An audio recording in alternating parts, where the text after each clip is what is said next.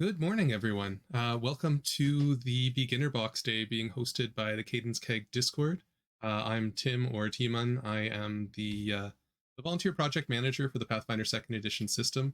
We decided to join up with them to do a live stream of the first floor of the Beginner's Box. So today I'm happy to say we've got a couple of people who have played, maybe one person who's made the Beginner's Box, I don't know. So with me today I have someone who everyone knows and definitely loves, Cora. So Cora was one of the people who put together the Beginner's Box, and I've been fortunate to be on several live streams with her. We have Ludovic, also known as SecretFire. Ludovic is the one who brought to to Foundry all of the amazing stuff in V10, all of the sort of pixie work and some of the really cool shader work. And both of those two are members of Foundry staff. With us today, we have Dan, also known as Norc. Dan is one of the Foundry moderators. And last but not least, we have one of the Foundry helpers, Alex.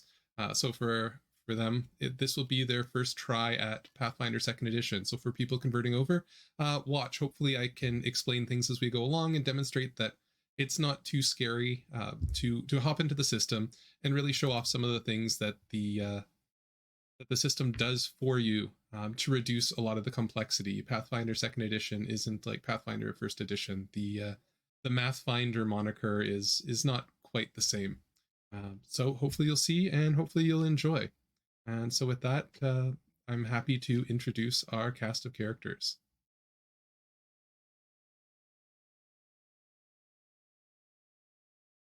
Is that our cue to do character intros?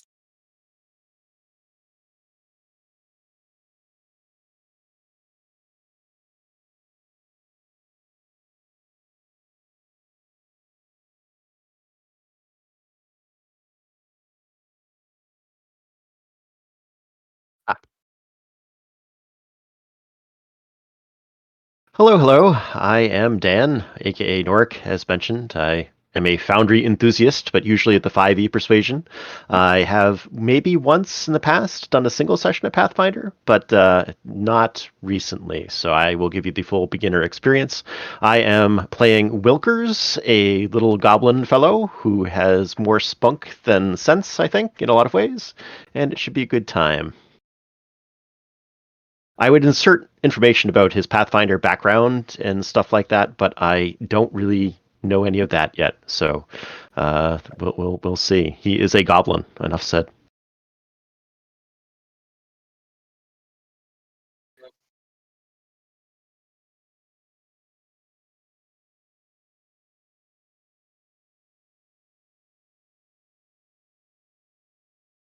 Oh, has it been off this whole time?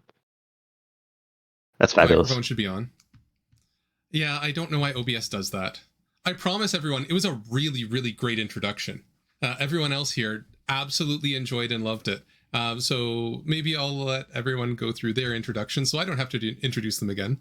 And then I'll talk a little bit more about the event and the purpose of this stream. So next up, we have Alex, or Monkeyy, one of the Foundry helpers. Oh, you did hear me on the solo scene. Awesome. Well, hello. As aforementioned, I am one of the Foundry VTT community helpers. Today I am playing Kyra, Priestess of Sarenrae. I have never played Pathfinder other than playing a little bit of Pathfinder Kingmaker, which I never finished. So I'm excited to see how this goes.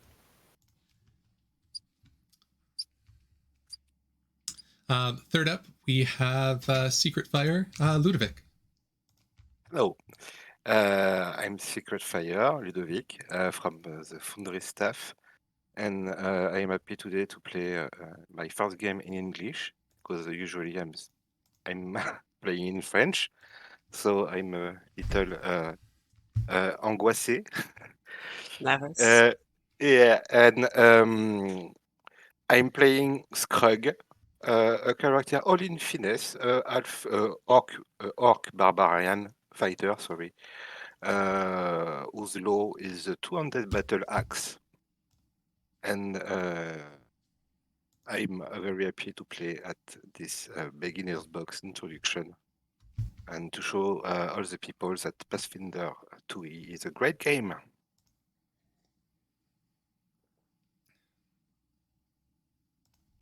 And of course, last but not least, the possum that warms everybody's heart, Cora.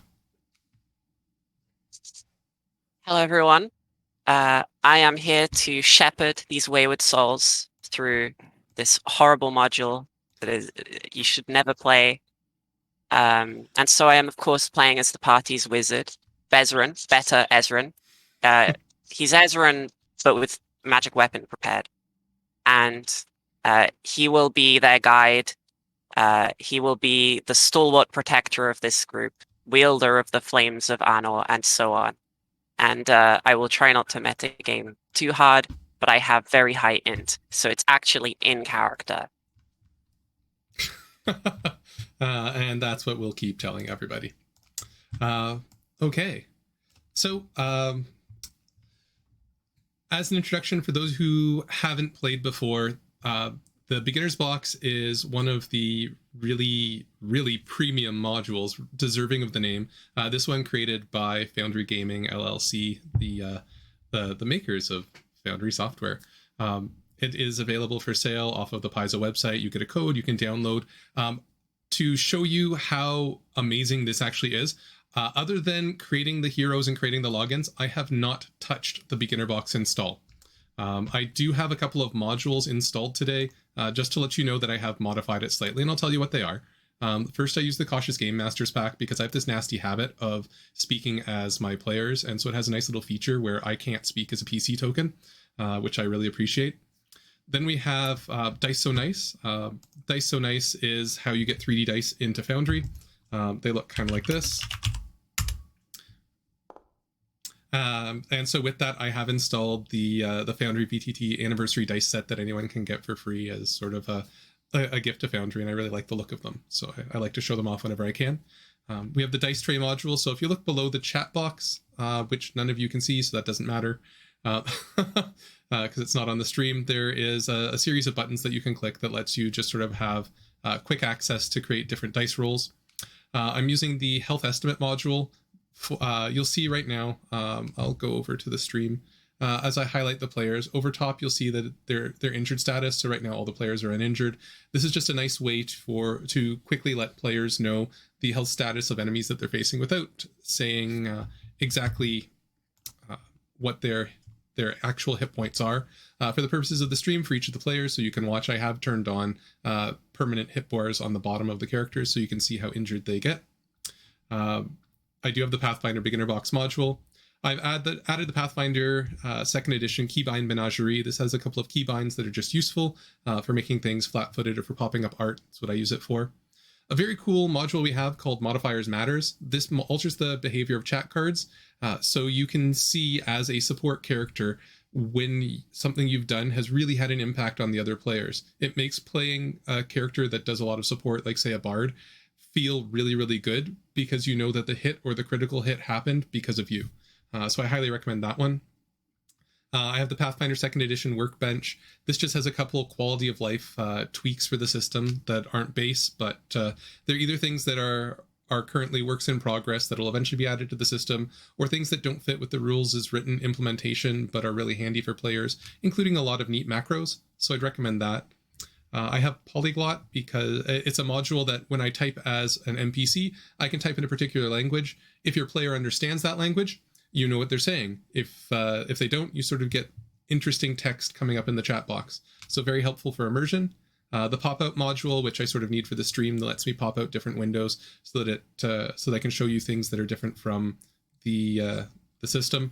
And token action heads-up display. So if I select one of the characters, actually I've cut it off on this screen, so you won't be able to see it for the stream. But it's just something to help players do things a little bit more quickly or effectively. I don't really use it when I GM. I go straight off the character sheet, but there's a lot of players who do, and it's a nice thing for onboarding people when they have everything right at their fingertips. So those are the modules you'll be seeing in use today. With that, if everybody is ready, this adventure starts in the city of Atari.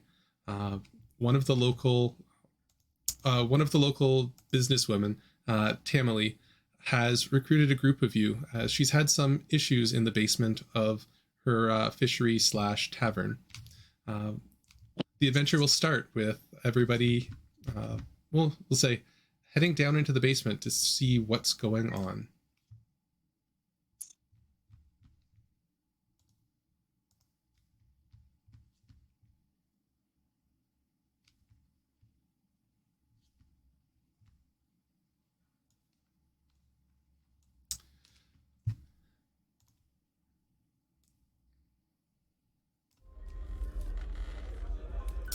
So with that, Kyra, Wilkers, Bezrin, and Scrug, you enter the basement. You descend down a series of stairs onto a wooden platform. In front of you is a room, the basement area. Looking down, what you can see in front of you are casks, some broken, some shattered, workbenches, and off to the side you can see a small hole that's been cracked in the wall. How would you all like to proceed?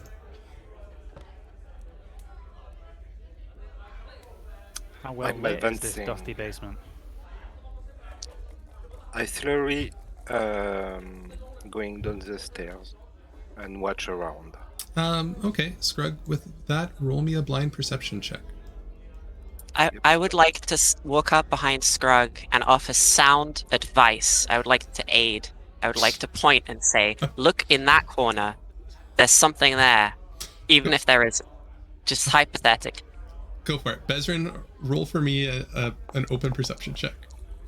Now, Bezran has the cooperative nature feat because he exists solely to help people. And so I roll actually with more than this.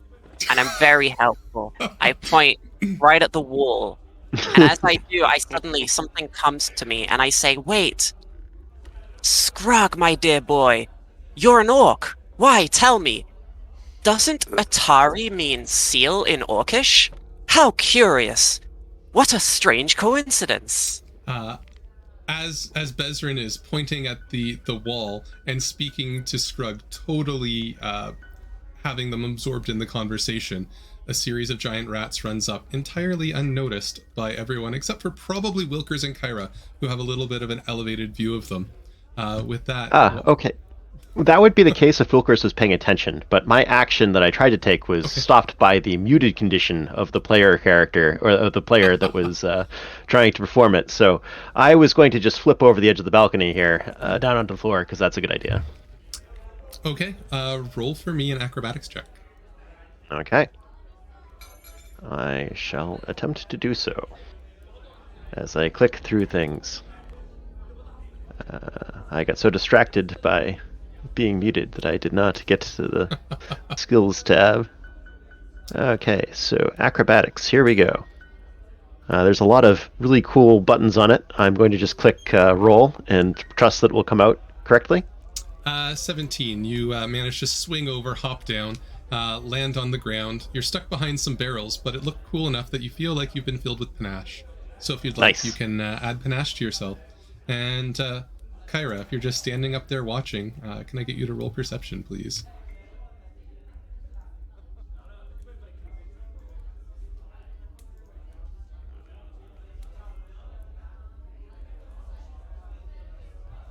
I will if I can find it. So in there it Pathfinder is. 2nd Edition, perception's not actually a skill, it's just something that exists. So it's on the left-hand side on the sort of bar that always stays permanently up on your sheet. And maybe I'll even... looking around, Kyra, you see, out of the corner of your eyes, running up the stairs, a series of rats running while everyone else is sort of arguing. Arguing? They're being educated, my dear boy.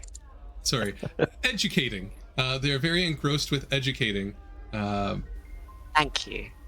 One Kyra thing will- for players who have not played Pathfinder 2nd Edition before is that although perception is the normal skill that you roll for initiative, it doesn't have to be that way. So in this case, Wilkers decided that he was going to leap over the railing, and doing so, he spotted some of these rats running up from the basement. Okay, Kyra will call out to her allies, shouting, "My friends, cease your education! Large rats, from the right!" And the rats have won initiative very well. Oh, sorry. I rolled up. Okay. Wasn't sure if I was supposed to roll something for that or if that was going to happen for me. No, you You already already rolled. rolled. That was your. Oh, I see. That was my initiative. I got you. Oh, yeah. So the first rat's going to run up. It takes a look at Scrug. So on its second action, it'll reach out and try and bite the distracted Scrug. Scrug feels some scratches in his legs. He looks down as the jaws try and nibble at him a second time. Once again, missing. Oh, little rats! Don't bother me! A second rat runs up, coming right up beside Scrug. As the only one at the bottom of the stairs, he's going to be subject to a lot of attacks. Second one tries to bite. Missing, and third one tries to bite. Also missing. I'm managing with other rats on me. The third rat is warning. going to run up. Takes a look at Scrug and is going to try and bite twice as well with his remaining 2 actions. That one does hit. Scrug, with the rat scrambling up your legs, you take 4 points of piercing damage as it bites in. It tries for a second bite. That one missing. Wilkers, you're behind a couple of barrels. What would you like to do? Well, the natural thing is I'm going to flip over these barrels. I already have panache, but that's not going to stop me from being even panachier. Roll an acrobatics check to try and jump over top of the barrels. All right. I shall definitely add a macro to my bar here for acrobatics, but in the meantime... Oh, that wasn't nearly as panache. Fortunately, the barrel's not high. So to do a jump in Pathfinder, the DC is typically the distance you want to go. You sort of want to go 5 feet over and up. So a 9 is just sort of barely successful. You do sort of a little trip. You stumble a little bit, but you do make it to the other side. I see take a giant a quick rat look standing between you Sure, and Scrug. I take a quick look around to make sure nobody saw that, and then I go, ha! And attack. So in Pathfinder, if you're not expecting combat, you will have to spend an action to draw your weapon. Okay, I shall do so. I think it's already out on your character sheet by default, because we put Yes. one out. So your first action was to move. Your second action, draw your weapon. Who would you like to target? And if so, hover and target. I am going to target the foul beast of significant size relative to my body between me and my large friend, and I shall stab at him. Give him a second tail made out of metal. So I clicked rapier here. I have a whole bunch of things going on. I suppose I could try to do a finisher, but I'm going to start with a regular attack for player reasons, because let's not fly too soon here. And this is my first attack, so I'm going to click the top button, I think. That is and correct. Roll. Going great here. So you go to swing. Hands a little bit slick from sliding over the barrel and tripping. You go to stab and just sort of right over top of the rat, unfortunately missing. And that will end your turn, but you still have panache. For everyone out there, because the giant rat here is between 2 characters, it is flat-footed, so its armor class is reduced, but that happens all automatically. Kyra, you definitely did see Wilkers struggling to get over. You see several rats in front of you. What would you like to do? Considering how clogged up the gangway is, Kara's also going to hop over the banister, except with less panache than Wilkers, if I can do that. Go for it. Roll an acrobatics check.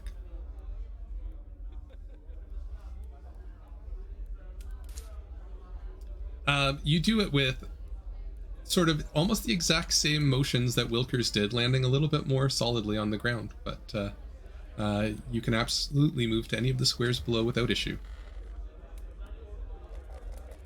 Can I go there, please? Certainly. Marvelous. And she will charge in to where she saw the rats coming from.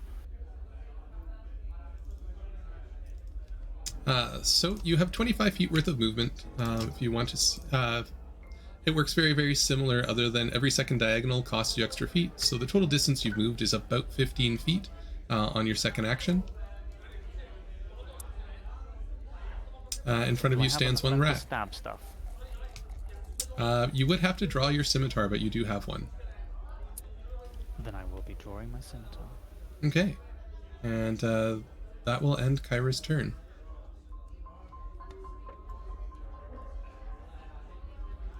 Oh, that's what happened. So you ended up on the front page on the left-hand side, setting your initiative roller to acrobatics and then rolling that. Normally you'll want to roll off of the skill sheet, which is at the top. You'll see a hand icon on the bar, and all the ones you can roll from are there. If you roll from the initiative button, it'll change your order in the initiative tracker, which you probably don't really want. You surprise the rat. The rat turns its head towards you, Kyra, and it's going to try and bite you 3 times. Excellent. First time it sort of bites, you just sort of kick it away. Second roll, tries. Third attack, totally misses. Scrug, you look down, seeing yourself bleeding. Yeah, I growl and curse. I sweep the surroundings with my two-handed battle axe, and in particular this one just in front of me, between me and Will Curse. And I'm targeting this one with the first attack. So, gripping the axe, you take your first swing at the creature, and that most certainly hits. Roll damage. You carve into the first rat, and it dies right on the spot. You have 1 action remaining. I'm continuing my sweeping movement on the second rat just here. My second attack.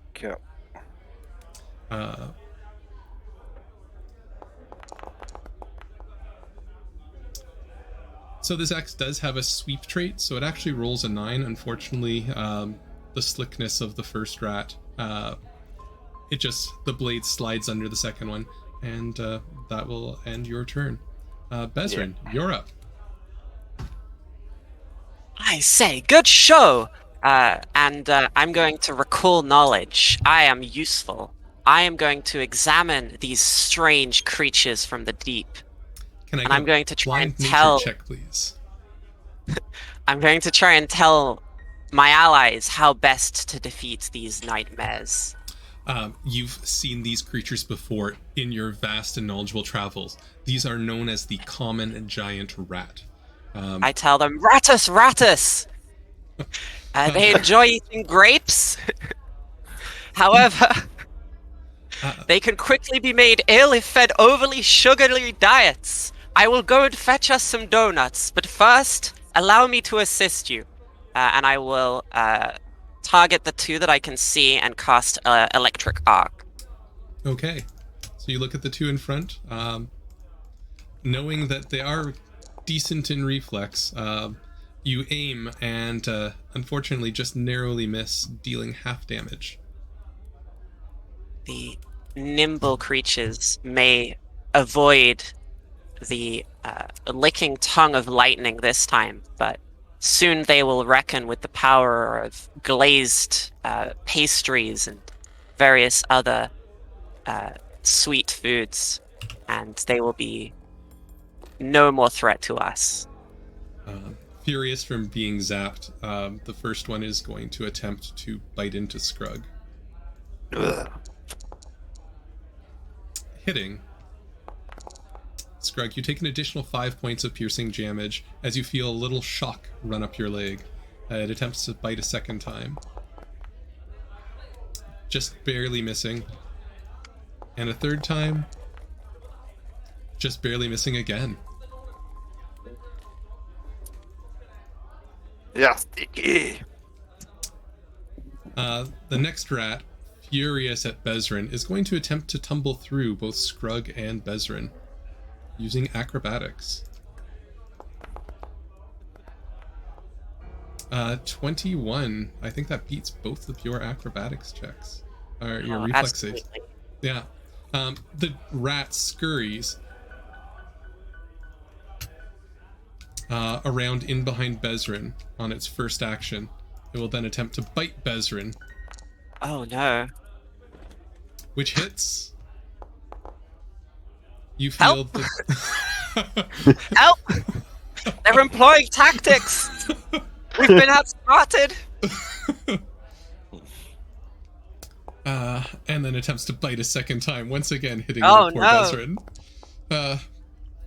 Fortunately, Bezrin, you do know that this particular genus of giant rat does not have any diseases. They're very clean Yes, rats. Ratus beginner Boxicus do not have the filth fever disease. I know this thanks to my successful recall knowledge check. Wilkers, you've just seen one rat get sliced open in front of you, a second run up the stairs, and the third continually attacking Scrug. What would you like to do? Oh, goodness. So, I'm going to attempt to do a couple of things, I think. I'm going to move to here, over my former target, which is now dead, thanks to my large comrade.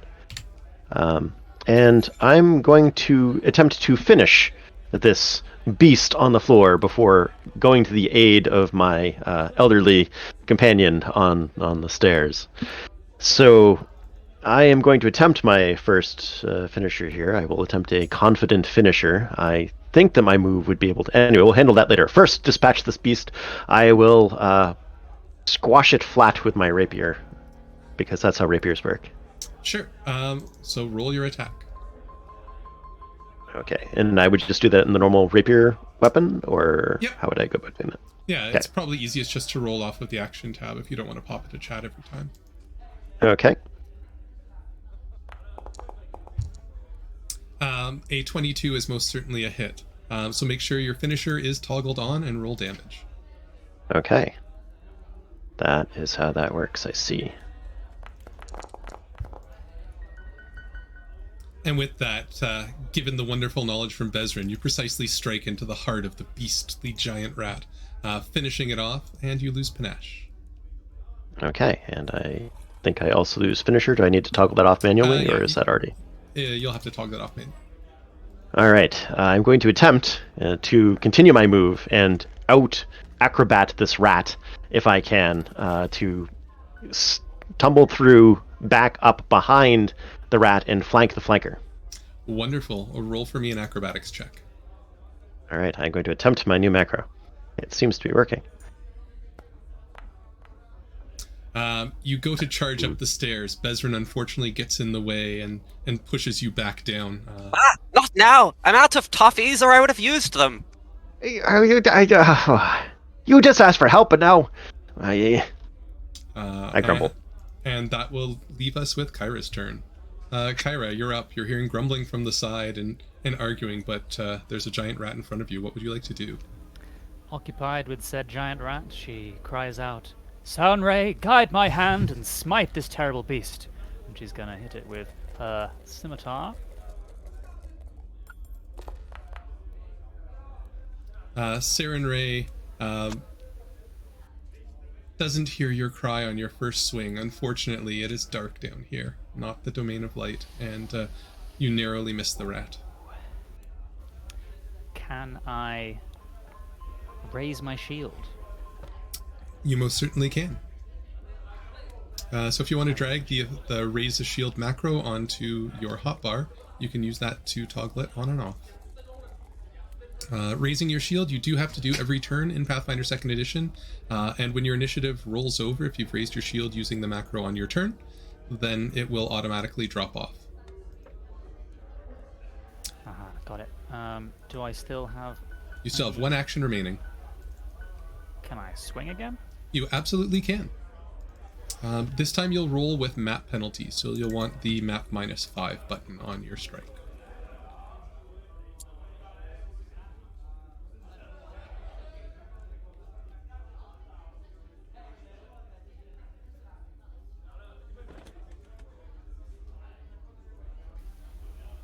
I don't see it. Hang on a sec. If you look on the strikes tab, which is on actions, you'll see scimitar +4, map -5, map -10. I see. Second one, unfortunately, as well, just missing. Curse you, rat! Or ratus. The rat will try and make you curse as well, reaching out to attempt to bite. So, in spite of your shield, it does manage to hit. If you'd like to shield block the damage, you can. You can use your reaction to attempt to stop some of that damage. Your shield has a hardness of 5, so if you do shield block, you will take no damage from the first attack. I shield block. So if you'd like, click the block button, and then click the damage button, and you'll see what happens.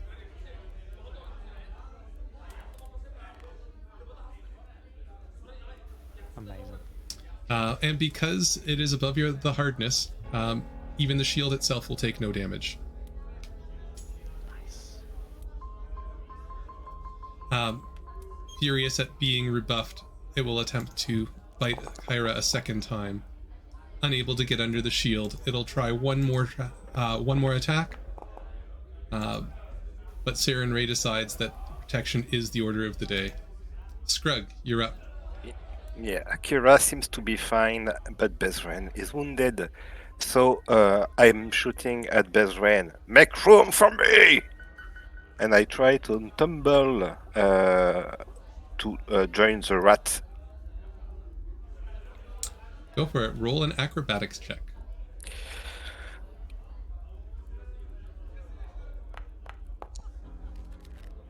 The rat gets in your way. Bezran refuses to move. You have 2 actions remaining. I'm forcing the passage. Make room for me.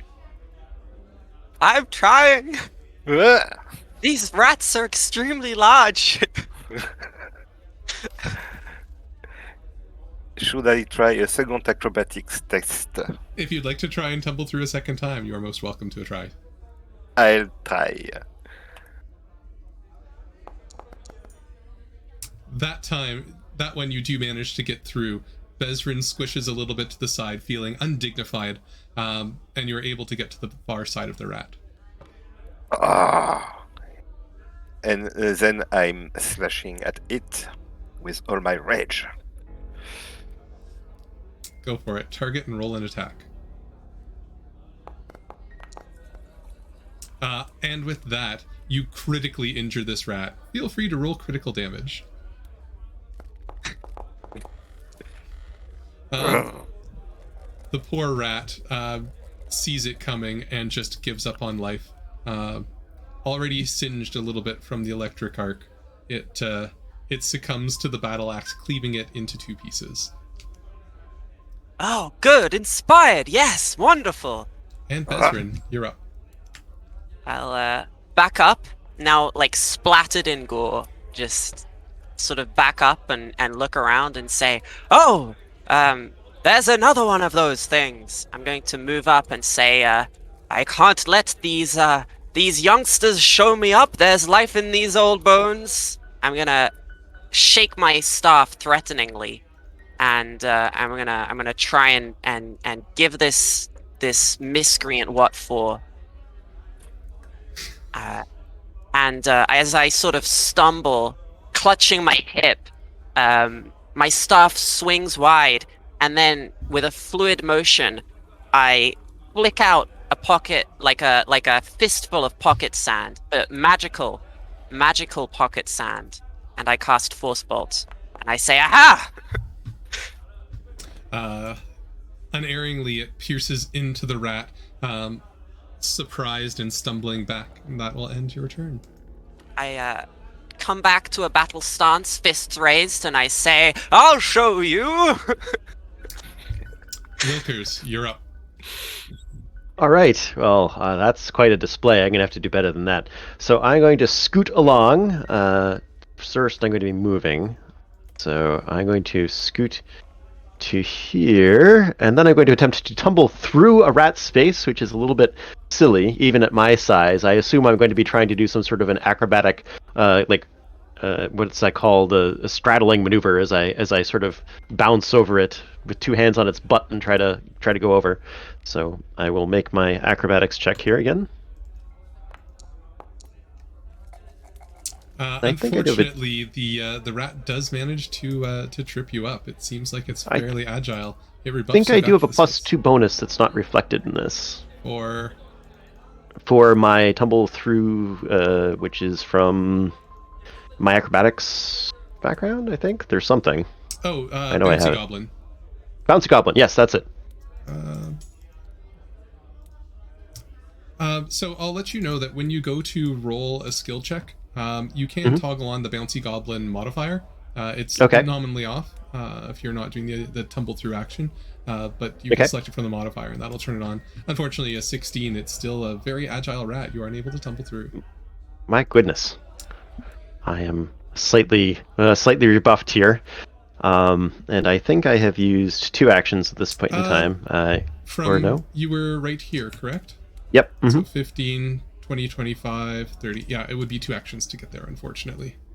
Okay. And I am going to attempt to stab it, somewhat chastened by the nimbleness of the rat.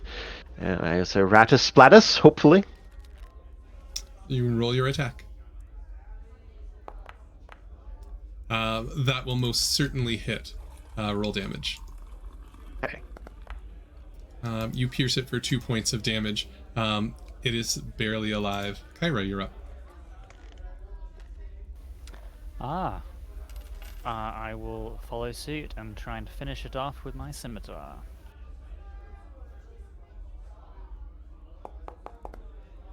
Swinging down, unfortunately, your first strike misses, going wide as it stumbles backwards, wounded from the piercing. I'm gonna keep trying.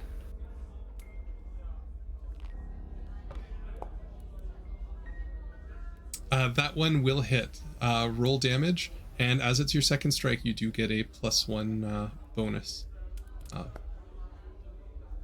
from the forceful trait. So you do see 6 points of damage. You put down Ratus, and it truly does splatus, and that will end our encounter. Take that, filthy beast!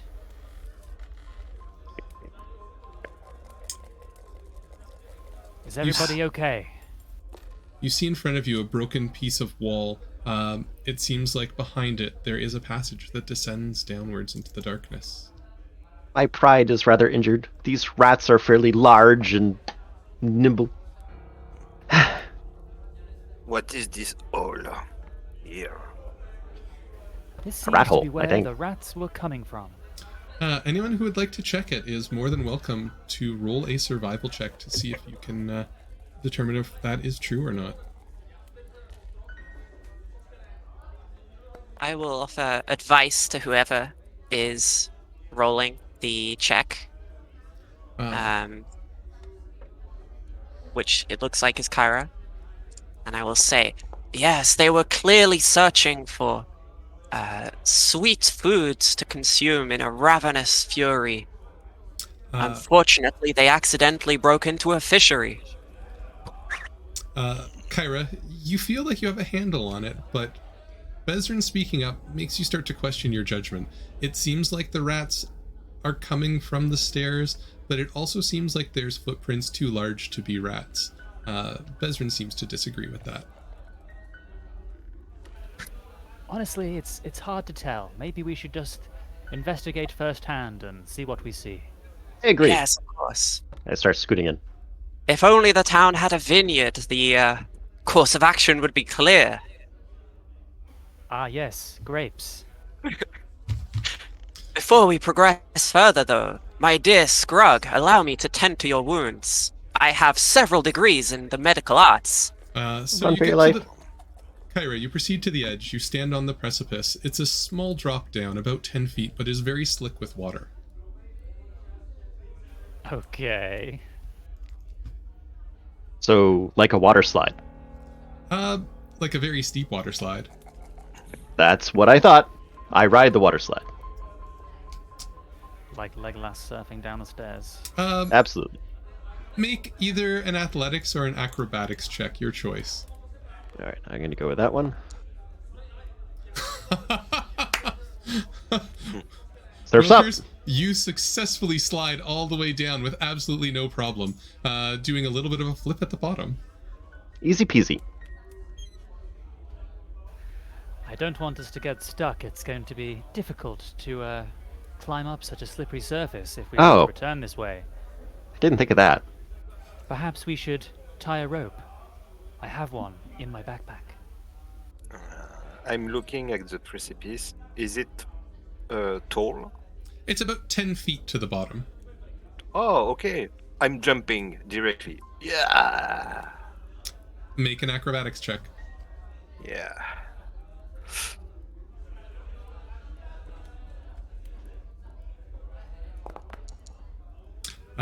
You jump down, falling, landing prone, and taking 5 points of damage from the fall.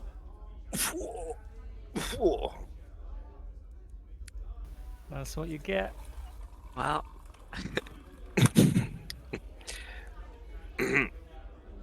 Don't do that. This is I help. sleepy. I help him up, trying not to look smug. Kyra is going to go back up here, secure some rope, and then bring it back down. Certainly, you can do that without too much difficulty. It's easy to tie the rope. So if you'd like to climb down the rope, it is an acrobatics or athletics check. But made significantly easier by the fact that you have rope.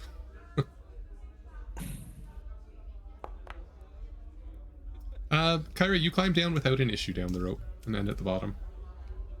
I'm gonna give it a shot. I'll say, yes, I used to be quite a gymnast in my youth. And, Bezrin makes it look easy. still limber after all these years. So you get I'm to not the sure bottom. what to say to that, Bezrin. Bezrin, you have no issues making it to the bottom of the cliff with everyone else. To the north, you see the passage deepens and darkens. With their dark vision, Wilkers, you're able to see into there. You see some webs. You as well, Scrug. Unfortunately, Bezrin and Kyra, the darkness sort of tapers off into blackness to the north. No obstacle for someone like me. And I'll cast the light spell, and then I'll say to Kyra, let's show these whippersnappers how spellcasters deal with the darkness. Should we heal Scrug in some way? He's kind of bleeding on a lot of things. I've I was. extended my offer. Yeah, you said you were expert in medicine, and Quite, I'm yes. not feeling quite well now. At least 2 of my 12 PhDs are medical doctorates. Allow me to attend to you. And I'm What's going up, to bud? try and treat wounds,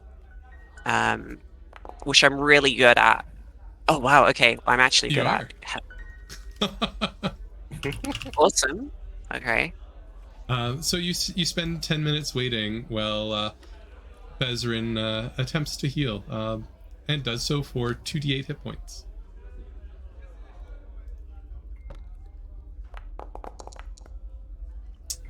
So Screg, you heal 9 hit points back.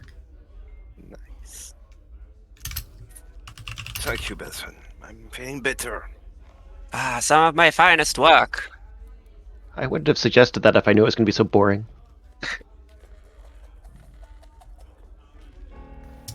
Kyra will cast light on Scrug if she can. If you like, although Scrug can see in the dark, so...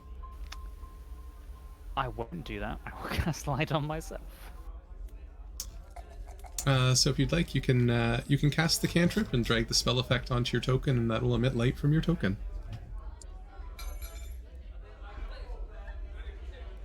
By the light of Sarenrae. So in front of you, at the edge of the light, and for those of you who can see in the dark, you do see some spider webs in front. How would you like to proceed? I'm advancing slowly and watching what's happening there. Hey, there is Peter's web. If you'd like, Scrug, you can roll a blind perception check for me. Yep. In the Pathfinder system, if you'd like to roll any roll blind automatically, you can hold down the control key and click. Scrug, you examine very thoroughly.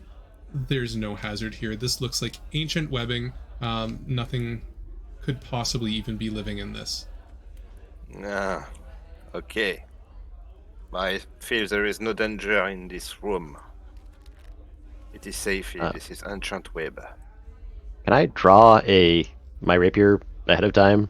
Because I'm Yes. very confident in this assessment. I'm just that confident. So Okay. To the way that I normally run, how it works, you've now been in a combat. You're entering a situation where potentially combat could happen. Unless you explicitly tell me, I'm going to assume your weapons are out from this point forward. Okay, cool.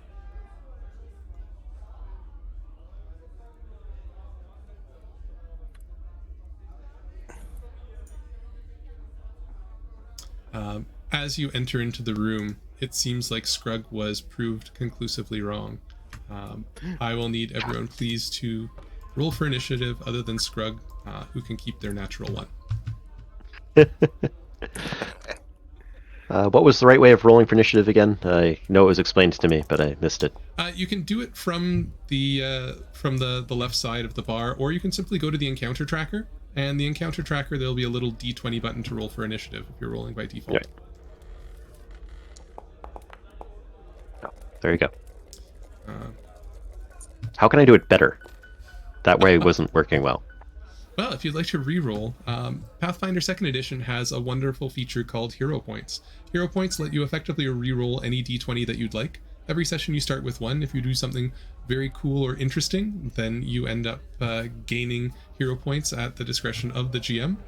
To re-roll using a Hero Point, you simply right-click on the chat card, and you'll see a bunch of options popping up. One will be re-roll using Hero Points. You can see your Hero Points under your name at the top of the character sheet. I will pass in this particular case. I'm going to save that for something significantly more disastrous I'm going to do in the future, I'm sure. Surprising you, the spider, feeling Scrug trigger the web, pops out. It targets Scrug, firing some webbing at it. What? Firing webbing. Jeez. I mean, Sarin Ray. You get immobilized. You are stuck to the floor.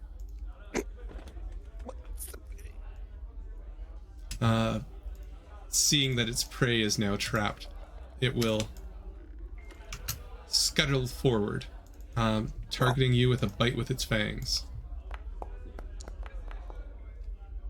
Which hits. You take 7 points of piercing damage. And I need you to make a fortitude save as you feel some venom start to soak into your blood. Yep. You shrug it off without an issue.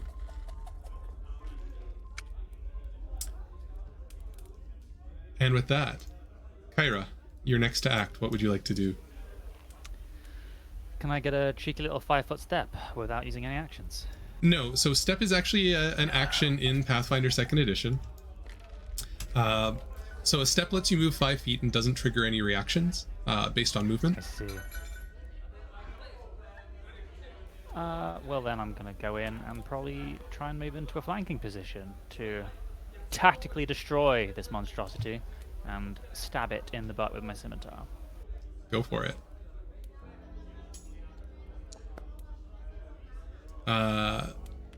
You swing just as it has lunges forward. And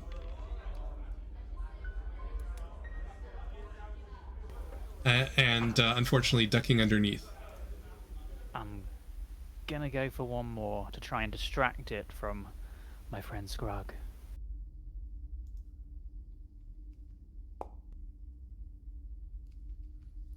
Second swing, unfortunately, also misses. And that will end your turn. Next up, we have Bezrin. Hold right there. I've been in a pickle just like this one before, and I will recall knowledge on whatever this incredibly strange creature could be. I've never never sure until you really consult the books what you're dealing with. So I'm going to blind roll another nature check. You're unsure. It has 8 legs. It has fangs. What could this Potentially possibly a scorpion. be? Maybe a chul. Like, I don't want to risk this being some kind of demon. And so I'll pat Wilkers on the back and I'll say, go on. Here, quick. Get rid of it quickly. So Wilkers, if you'd like, you can take the spell effect for magic weapon from the chat card, drag it on top of yourself. It'll ask you to select a particular weapon to apply it to. I think you'll probably want to use your rapier. Absolutely. Nice. Oh, that's so slick. And that will end Bezrin's turn. So Scrug, you're up. You are covered in web. You are presently immobilized, and you can't move from this square, but otherwise you are unaffected. I was wrong. It was not ancient web, but I'm surprised by the speeder attack, and I'm slashing back at this monstrosity. Can I strike while immobilized? Yes, Absolutely. You just can't move from your square until you attempt to escape from it. Yeah. I'm slashing at this thing. You slash downwards as it tries to bite you. You use your axe to bite it back. That hits. Roll damage. You carve one of the legs clean off, but it is still standing. What would you like to do? Okay, I'm doing a second strike. I won't give up. Swinging with rage, you go at the other side. That hits. Roll damage again. And with that, you clean snap off its head. That will very quickly, unfortunately, end our encounter as the magic weapon. My most powerful spell. You dealt with that one without even drawing your blade. Incredible. Let's adventure quickly forwards and see if we can deal with any other threats while it's still active. Well, I have a glowy sword, and I have been given explicit permission to do this. So I go charging off into the darkness at top speed. You can absolutely do that thing. You run down into the hallway. All right. I'm freeing myself from the web. It's easy enough to do, not in combat. You find yourself in the center of a hallway. There seems to be a barricade towards the north. Don't worry, Kyra. I'll watch the boy. Barricade. That sounds interesting. Check it out. I've seen many such barricades in my time. If you'd like to check it out quickly, roll a perception check. You can just click on the button that I popped up into chat. Okay. Oh, I should have done this blind, I think. My bad. Sticking your ear Nope. against the barricade itself, you hear faint clattering noises from somewhere beyond. Clattering. It's a clatterus. Yes, almost certainly. Possibly a demon? I don't know. Yes, yes. Can I get past this barricade at all? If you'd like to try and break the barricade apart, that will be a crafting or a thievery check. Is it burnable? As a goblin, I'm contractually obligated to ask this question. It's absolutely burnable. You think it would take a little bit of time. All right. Well, I'll light it on fire, and then as quickly as I can, and then start to try to go. Let's just burn this, go check that corridor, and come back when it's burnt. Yeah, it's very wise. Multitasking is the key to all academic ventures. So he said. You set it on fire. You figure it'll take 5 or 10 minutes for it to burn the barricade down sufficiently for you to get through. I watch for a little bit, and then kind of shake my head and pull myself away and go, no, I can't. Fire. Oh, off we go. Glowy sword, must use. Your glowy sword at this point is pretty much died out, unfortunately. Oh. Just 1 minute. Oh. It winks out. I pat you on the back. I say, between you and me, I have several more of those ready for you. Ooh. Oh, right. Sorry. I have to keep remembering to move things. Oh, over. the camera. Yeah, Yeah. every time. Quick question: if I use heal and use the 3-action version, does that use 3 uses? No, it's a single use. 3 actions means that it takes 3 actions to use. So if you're in combat, it would take your entire turn to cast it. So long as everyone's within 30 feet of you as you cast it, it will send out a burst that will heal everyone for 1d8 if you like. It can be a good idea. Now. The 2-action one does 1d8 plus 8, so it's actually quite good if you're not healing like many people.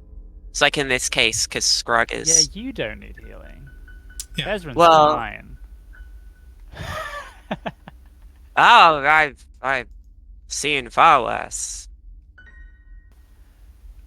Scrug, allow me to channel the light of Sanray into your wounds. You're going to be our front line after all. Thank you. And I Friend. will heal Scrug. Okay, so select the variant for heal versus living, and then roll.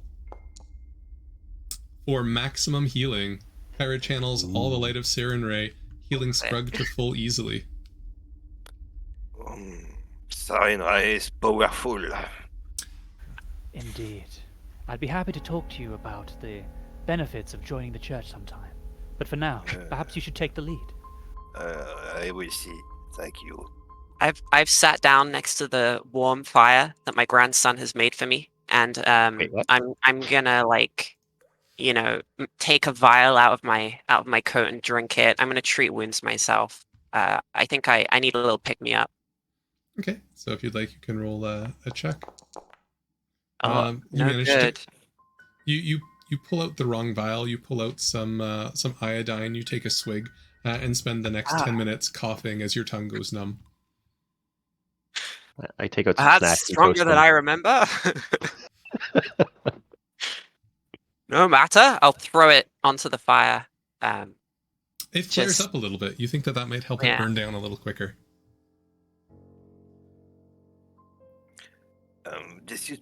This little pause make me thinking about a thing.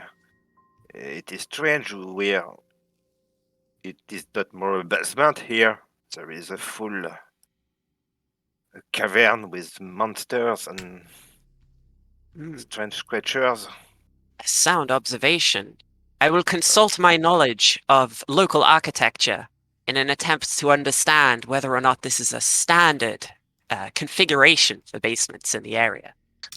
Roll a blind society check, please. Ha. I'm very good at these. You've never heard of anything quite like this. You do know the history of the town, that it was rebuilt on top of a previous settlement and previous things that did exist.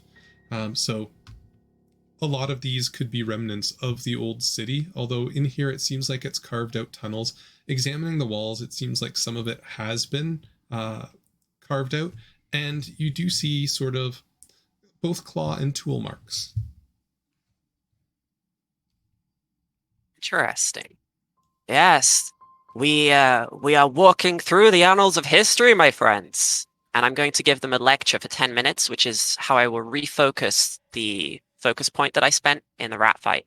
And I'm going to explain to them the concept of tells in ancient cities and the stratigraphy of layers of habitation, what that truly means, how the past lies beneath our feet. And mercifully, as the lecture is 10 minutes later, as Bezran is really getting into it, the barricade fire snuffs out, and you see a passage to the north. Examining, you see an eerie blue light. Ooh, time to go. Yeah. Wait, allow me to... Don't talk more. Please don't talk more. You can do whatever you want as long as there's no talking. I hadn't even started explaining about Schliemann and the dynamite. Oh, bye. Dynamite? No, no, no. We gotta go. Unfortunately, there was no sound effect for barricade on fire. Otherwise, I would have happily played that. Oh, I'm sure as it burnt down, it collapsed. You know. Sure, we can do a...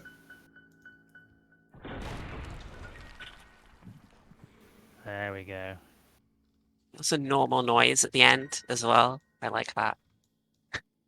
Oh, there is light. Ah, Sarenrae's blessing has already touched these caverns. This must be a safe room in which we could rest. I don't think so. Looking forward, you see a central area. The soothing blue light of... Yes, this brings me back to my university days. As you get to the edge, you hear a...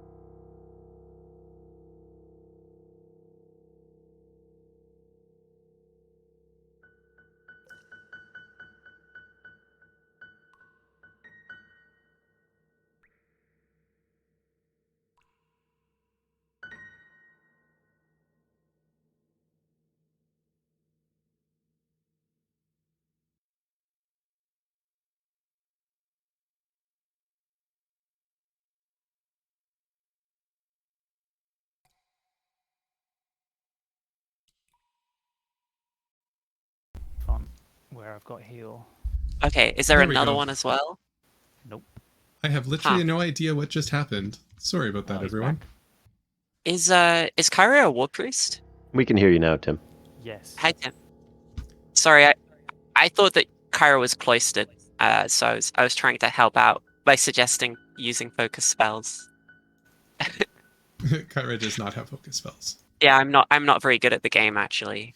I never usually get to play, so I know all the monsters, but In any case, I opened up with a description for Scrug to advance, seeing one of the skeletons in front. Yeah. I'm advancing. Make room for me.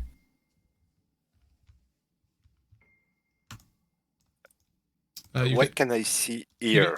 You get 20 feet into the room. You see Yeah. creatures coming out of several areas. You Oh, have skeleton! 5 feet of movement left. Where would you like to go? Or unless you have... Okay, there is skeletons here! although if you'd like to use your sudden charge feat, you can move up to 50 feet and get an attack. Yeah, I'll try to make a charge against this one here. Go for it. So, moving. Yep, no problem. It is okay. Yep. And I'm charging and slashing at the end of my charge. That is correct.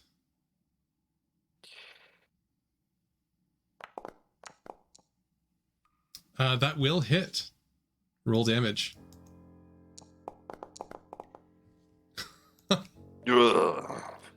You smash into the guard. Some of the damage doesn't go through, but just the sheer force of will, you shatter the bones. You have one action remaining. Yeah, using this action to move here. Okay. Another one here! Seeing you move forward, this one pulls out its scimitar and will take 2 swings at you. The first one misses. Second swing misses as well. That'll end its turn. Kyra, you're up. Hearing the sounds of battle, Kyra's going to advance forwards.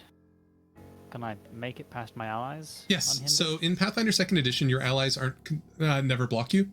It is all considered like they're just not there. They never impede you other than for narrative reasons.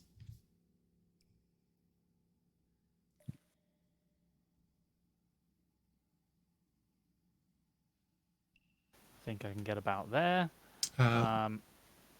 Looking around, you see creatures to the north and to the south. You have 2 actions remaining. Seeing there's some close behind, spin on my heel, and I'm going to cast Disrupt Undead on the nearest one. Very nice. The one on the left or the one on the right? This one. Okay. So go ahead and cast Disrupt Undead. It attempts to resist, failing. Roll damage.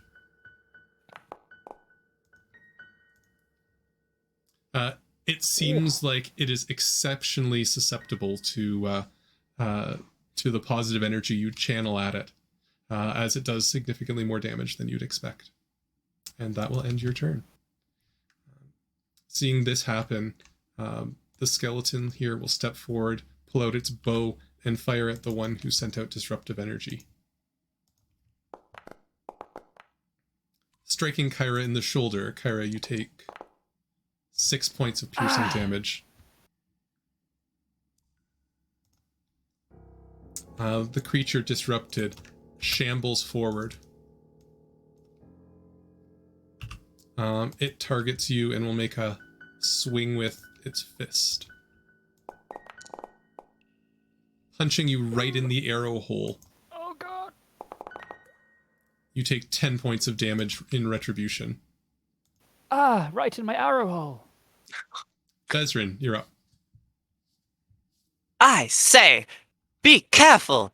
Watch where you're pointing those things. You'll put out someone's eyes. And I'll turn to Wilkes. I'll say, quick, go and teach those fools a lesson. And magic weapon again. That's right. I got a second one. I brought multiples. And just for good measure, with my third action, I will point at this more like distant. No, I'm gonna recall knowledge. I need to understand what nature of creatures these are. Are they inebriated? Are they perhaps in a altered mental state, or are they simply extremely antisocial? because I know that the youth these days can get out of control sometimes. Which one are you trying to recall knowledge on? The closest one, the one which has so cruelly attacked my good friend here. Can I get a blind religion check, please? It looks like the ghost of the deity Morgan Burns, which just doesn't seem right. I have seen Morgan. He was a student of mine after a bad night's drinking. Well, he quickly got out of control and needed a firm hand to put him in his place, and that's what Wilker's here for. Wilkers, All right. You're up. Class is now in session. I surge forward and completely unnecessarily tumble through the legs of this zombie here in order to get into a flanking position. Go for it.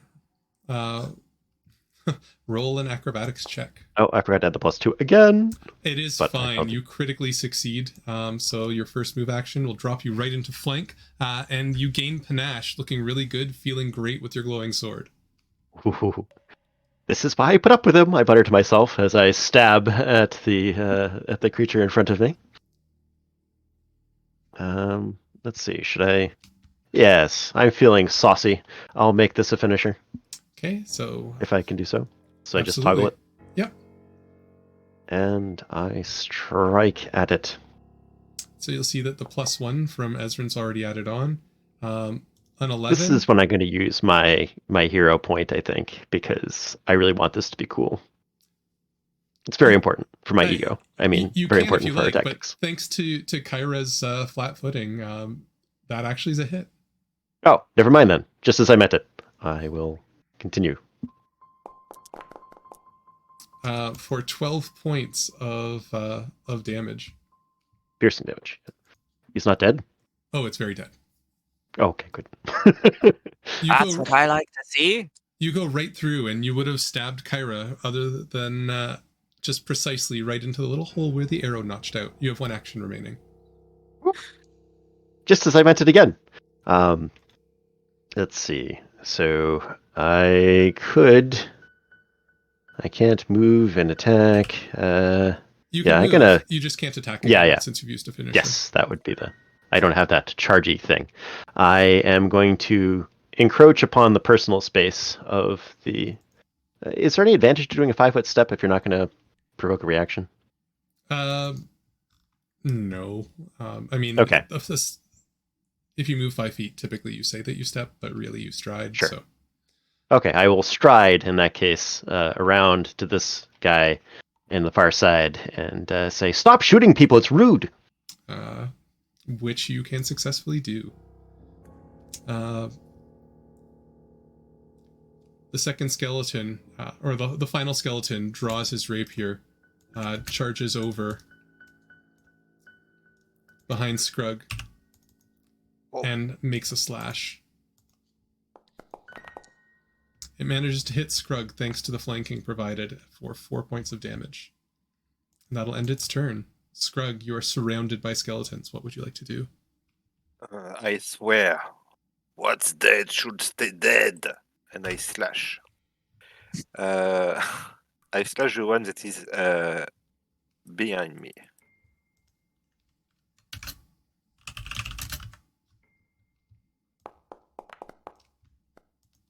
And you hit. Roll damage.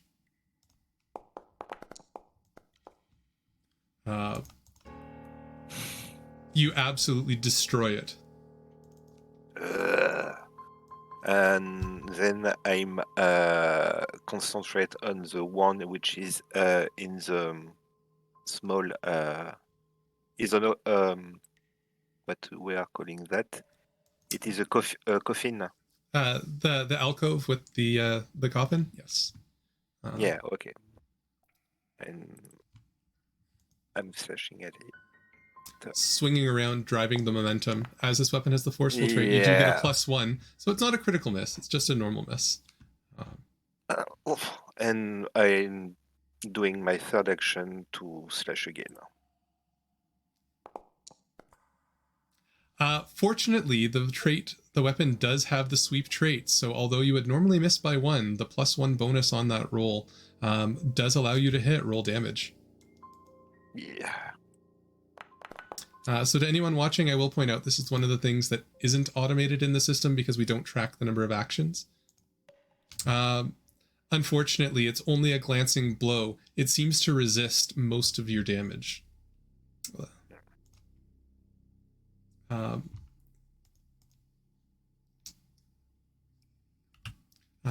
But scimitar in hand, it is going to attempt to slash at you. First strike, it manages to hit you, Scrug. You take 3 points of damage.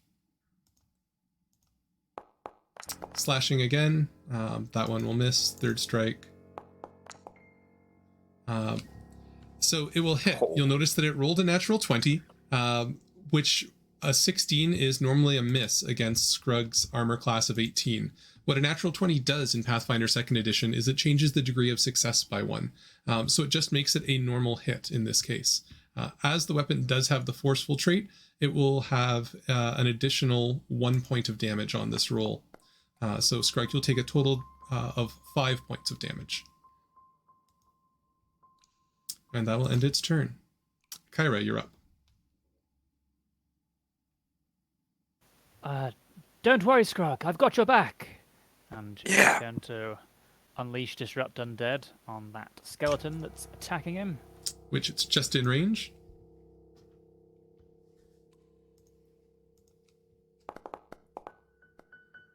It does fail its save. Roll damage. Exceedingly powerful, Scrug. You watch as its scimitar carves into you. A burst of radiant energy in front shatters the skeleton. Its bones smashing into the wall, scimitar falling to the ground. Yeah. Kyra, Great, Kira. You have 1 action remaining. Kira's going to step back. Maybe I should stick here with you, Bezrin. Not feeling so great. With its first action, the skeleton guard to the south drops its short bow, pulling out its scimitar. It's going to reach forward to Wilkers, make a strike with a scimitar, and then with its other hand, slash out with its claw. Rude. Uh-oh. Claw totally missing as Wilkers tries to dodge out of the way. The scimitar connects critically, carving into his collarbone for 12 points of damage. How Ezrin, dare you? He needs that collarbone. you're up. I Oh, sorry. Wrong you. indignantly cannot allow my grandson to come to harm at the hands of such awful hosts, and so I will stride onto the dance floor, apologizing to Kyra for abandoning her at the the awkward edge of the room where the weirdos hang out, and I'm going to again admonish this boisterous fellow with a sharp strike from my staff. Which a does highly hit. accurate Wilkers having it off foot. Two-handed, Bezrin comes down, crushes the skeleton guard in the head. The head sinks through. For a moment there, the remainder of the skeleton just sort of sits until the spinal cord snaps and it falls into a pile of bones. And that will end our combat. Ow. I distracted it with my collarbone. Good work. Excellent work. Is everyone quite all right? Perhaps we should stop and catch our breath. Yes, a good suggestion now that we have secured the dance floor for ourselves. Where was the light coming from? Right here on the wall. Which here? There we go. I kind of drawn inexorably towards it. There is a blue torch mounted in the wall. Can I reach it? You certainly can. You grab it. All right. It seems to be a magical torch. As you take hold, it puts itself out in your hand. But you do have it now in your inventory. Nice. Shiny.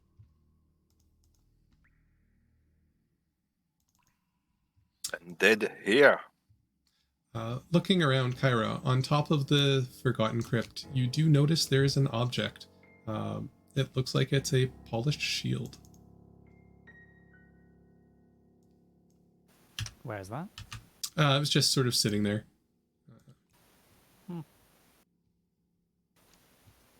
Looks fancy.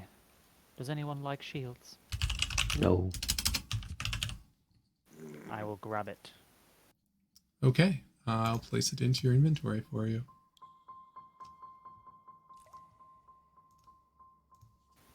Polished shield.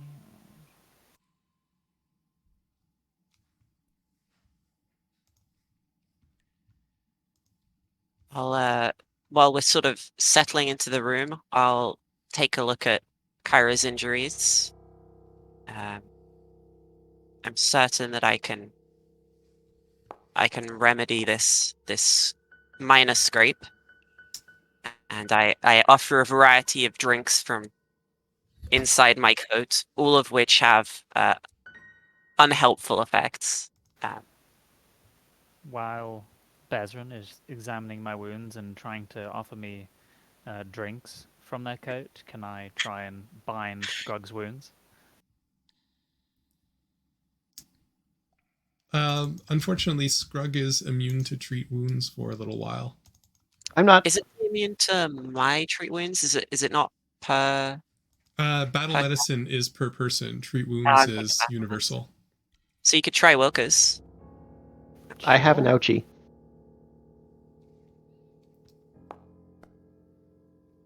Much better. That is a success. You heal up Wilkers for 2d8. 2d8. My goodness. Wilkers, you get patched up for 9 points of damage.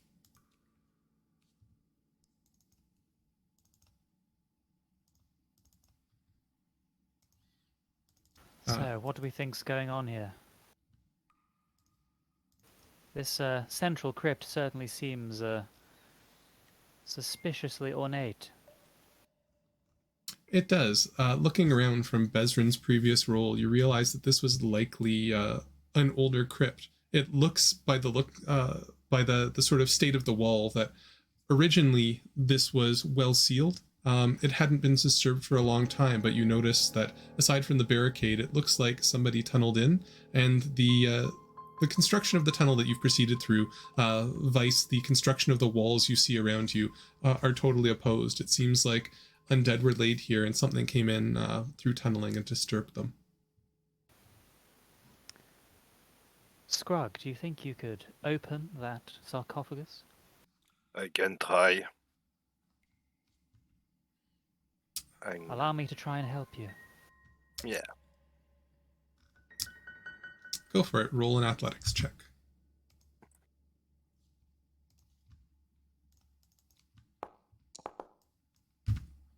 Scrug, you have literally no problem. The top surface of the sarcophagus slides open with a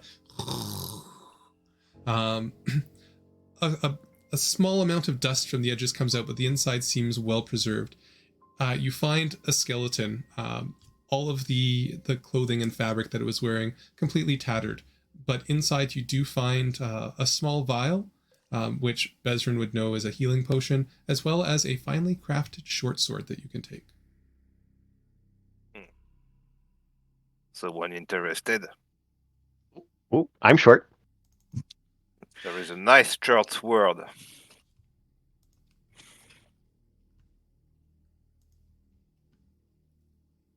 And would anyone like to take the healing potion?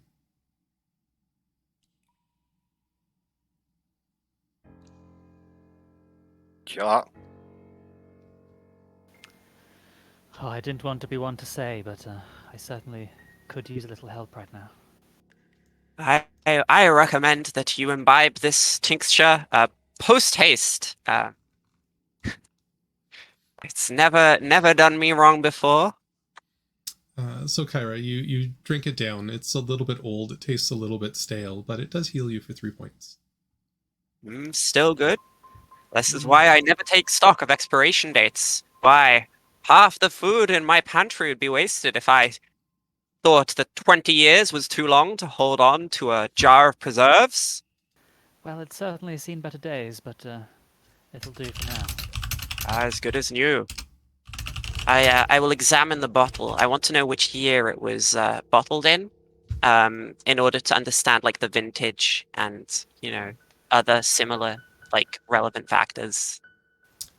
Roll a society check to try and decode what is on the surface of the bottle.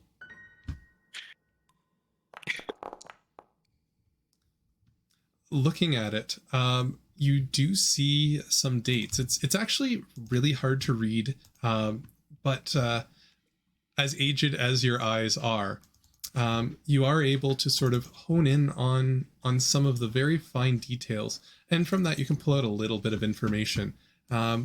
You see that it looks like it's at least several years old. Likely, a veritable historical artifact. Likely it is around the early 4200s, meaning that it's just over 500 years old. The Merovingian dynasty, a fine crop of what was it again? Healing A potion. healing potion. Yes. Yes, the local museum would doubtless have appreciated this artifact, but well. You see on the bottom of the label, it says provisioned by Harovex traders. I'll say to Wilkers, remembering now that he picked up the nice glow stick from earlier. Now you mustn't eat whatever it is that's burning on the end of that thing. It'll make you terribly sick. But Why would you say that? I wasn't going to until you said it. But if you would like to play with it, you must simply equip it in one of your hands and then toggle the appropriate button on the actions tab of your character sheet. Well, I can kind of see pretty good in the dark anyway, and I have this really shiny sword thing, which I like better. So, Akira, you look like you were having a hard time moving around in the dark. So, would you like a thing? The Bernie thing. So, before I eat it, why would you say that? The light of Sarenrae guides my way. All right, Plus- well, somebody take this forbidden snack before I forbidden snack it.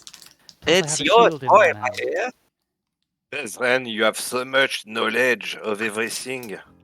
I'm impressed. Yes, it has taken me many years to accumulate such learning, but the same could be true of you as well. Simply enroll in the academy at Absalom. We are in great need of students ever since half of the city fell into the ocean. It's been terrible. All of the student housing was in the Puddles district. Now it's just a bunch of teachers with nobody to teach. Have you Yes, tried but being more interesting?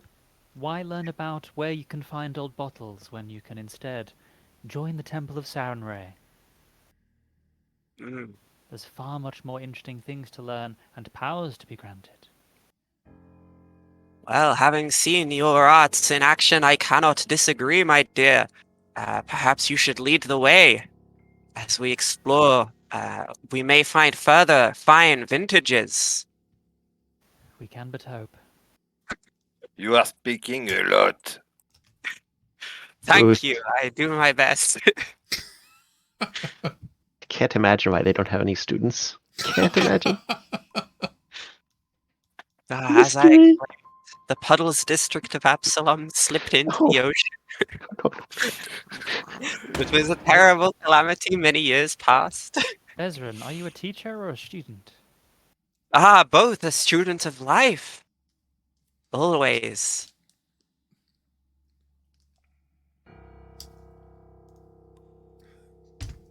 Wilkers, as you come around the corner, you see a narrow crack in the wall. It seems like there's several creatures at some sort of fenced area. In addition, you see a little passage that seems to deke out to the eastern, the eastern side. Ooh. I will be sneaky, and I will try to sneaky into the deek. Sure, roll a stealth check. So sneaking Alright. is an action app in Pathfinder. You roll a stealth check against the perception of creatures around that could possibly detect you, and when you sneak, you move at half movement. When you're done, you must be concealed or covered in some manner for the sneak to have been effective, unless you're a really cool goblin. But with that, Wilkers, you can move without issue or worry of being detected. All right. I sneak in. You sneak around the corner. In front of you, you see an ornate carved door. Again, it seems like this is more along the lines of the vintage of the area that you had to the north, where you'd busted through the wall, and then there was very fine crafting. There is a symbol, there's some iconography on the door in front of you, if you would like to try a religion check to understand what the iconography I would means. not. So I'm going to continue sneaking, having seen what this is. And I'm going to see what I can see in the room with the creatures that I had seen, because they seem much more interesting than this wall door thing. Hey, where are you? Stay. Good boy. So if you'd like to try sneaking again, Wilkers, I'll need another blind stealth check. All right. I will hopefully do well. I've switched to the new shiny short sword thing that I found, just so that is now my weapon in hand. Sounds good. You feel like you're quite stealthy. Mm-hmm. All right. Well, in that case, I quite stealthily advance. The light beaming through silhouettes you in the door. The four creatures seem to be focused here, but turn around, their heads look at you. What are they? Are they me? They are not you. They look No, they are kind of not. like this. That is not me. Right. Well, since I've been spotted, I will do a deep bow and say, "Hello, folks. Would you like to be talked to a lot? Because we can do that." Roll a diplomacy check. I figure what I say doesn't really matter so much, because I doubt very much they understand me, but I do my best to be ingratiating. With that, they have no idea what you're saying, but they sort of come in to look at you inquisitively.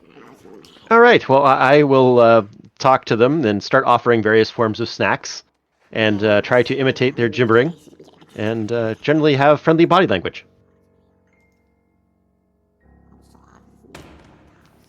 Can I move past and step in front a little bit?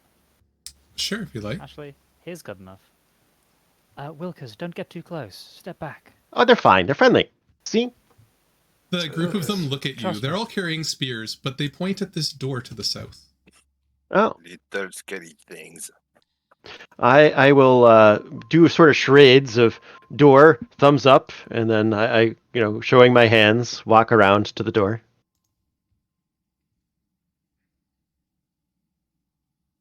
What can I make out of this door? address them in Draconic and say, children, tell me, are any of you interested in studying the arts of lockpicking? Behold my teaching assistant. I will point, and I will attempt to aid Wilkers with words of affirmation and support.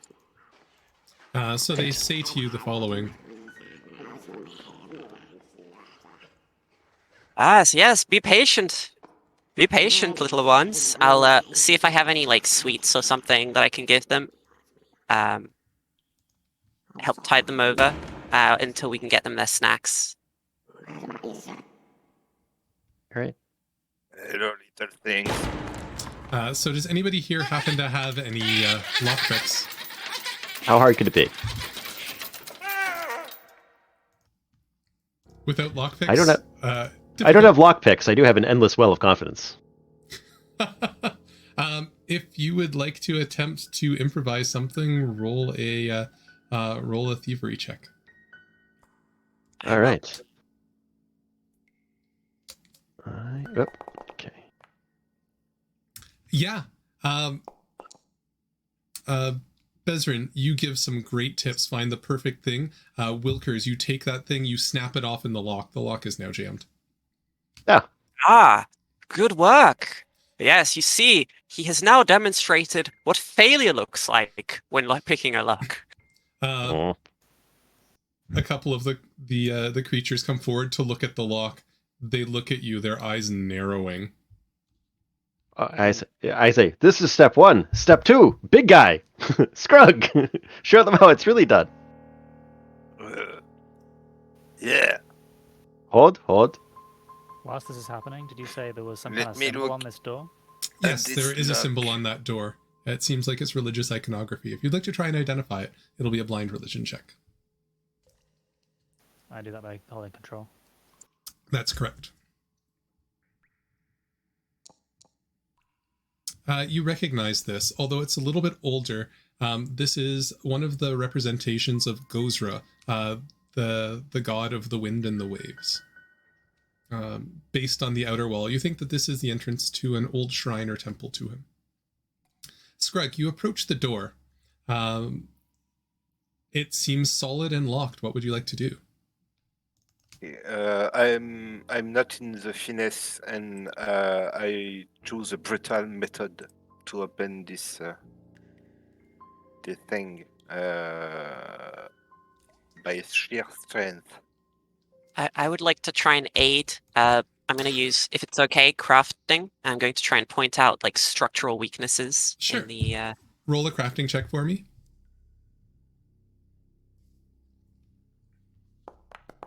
Oh, I think I did it public. You're allowed to roll aid checks public, but Okay. that is a success. So Scrug, Bezrin points out one of the weaker spots on the hinge by the door. If you'd like to put your axe down and try and rip it off its hinges, that will be an athletics check, and you can take the aid effect.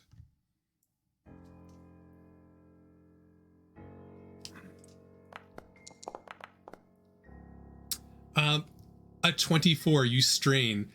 Bezrin points out the exact weak spot, hitting the exact DC of 25. And with that, you rip the door off of its hinges and it comes open. The kobolds happily run in and start going through the items. Big guy. Masterful demonstration. Thank you both. Look at them.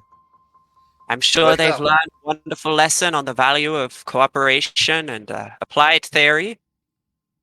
What are they doing here, these little scaly creatures? They're not dangerous?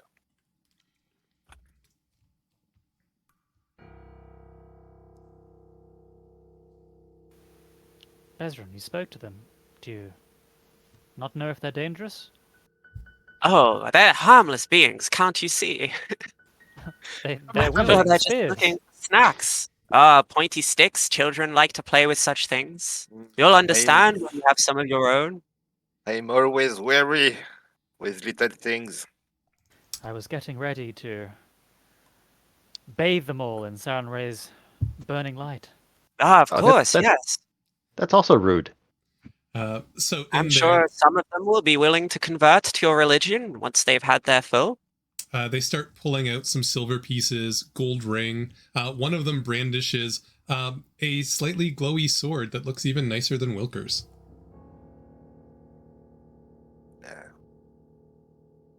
Squinting. Hey, I'm shooting at them. Hey, get out of here! It's us. It's oppressors. I'm giving them I say that, sorry, in English. Intimidation? Yeah, and I'm kicking them also. I'll try and act as a go-between, and I will explain to them that it's very nice to share toys when you find them, and allow us to have a look inside the boxes as well. Okay, so I'm throwing an intimidated glare. I'm looking at them with very bad expression.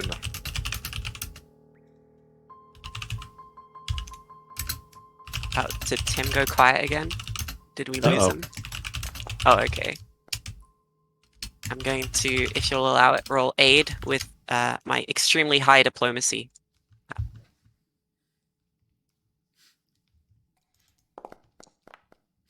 Oh no.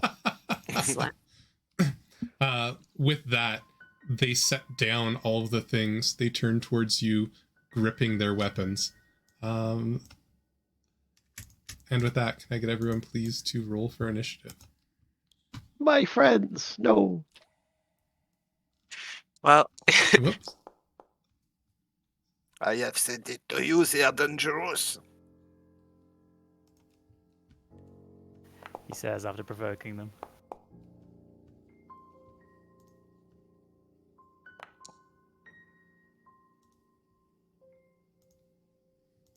I think I did the wrong way for the initiative here. Looks like for Wilkers. I'd rolled a 14. Okay, I'll fix that.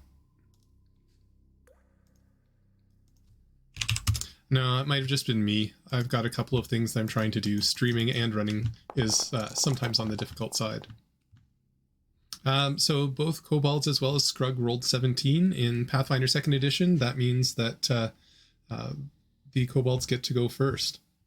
The one glaring, as you glare, the one in the back takes its spear and throws it at Scrug.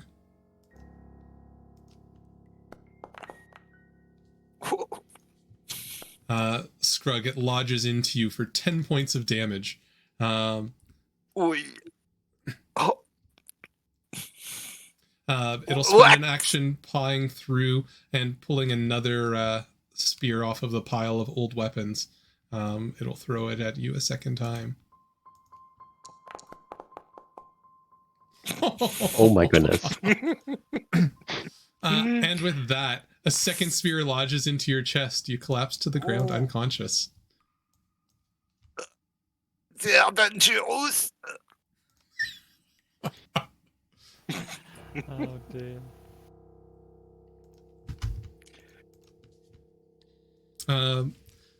The second kobold is going to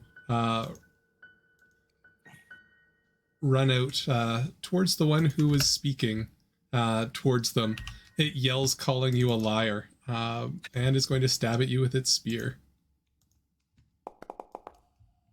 help! He's attacking my academic honesty. You take 7 points of damage. This shall not stand. Extremely dangerous kobolds. Kyra, you're up.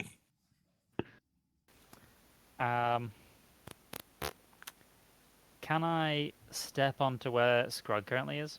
You definitely can. You can straddle over top of him. He's just an unconscious pile. Trying to position myself in a somewhat defensive position so that he doesn't get any more stab wounds from the kobolds. I'm gonna arch over him and cast Burning Hands. Fear the light of Sarenrae!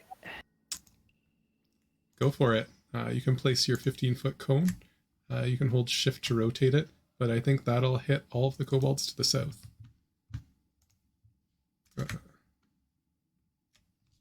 Yep. They were unexpecting the brilliant light. They all attempt to dodge out of the way. The one in the back successfully gets behind, but the two in the front take the full force of Sarenrae's might. Roll damage.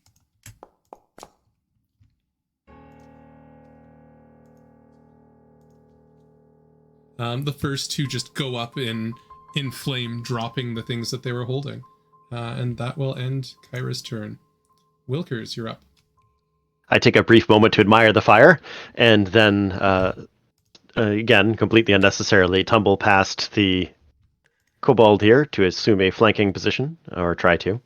I will make my roll, and there is a... I'm looking for the bonus for the bouncy goblin. I'm not seeing it, so I'll add a manual one, if I can. Circumstance bonus. Do it twice? I don't know. I'm floundering here. You can put a +2 in the box. I don't seem to be able to click on the box. You're rolling an I do. acrobatics check? Yes.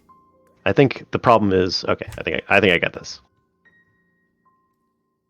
Because when you click on your acrobatics, or at least when I do on your sheet, it's I get the skill check box, dexterity +4, training Yeah, +3. I armor rolled check from -1. macro, which I think Oh, is the that won't problem. work. So, Yeah. okay. I will. There we go. In that case, I'm clicking from the right place. There I is don't see it, but So if you'd like, there is a tumble through macro, and if you've targeted an enemy, it will do all the tumble through for you. that doesn't matter because I rolled a 1. It does not, Malar. So you I- attempt to tumble through. The kobold just uses its spear to push you back into your place, and your movement is stopped.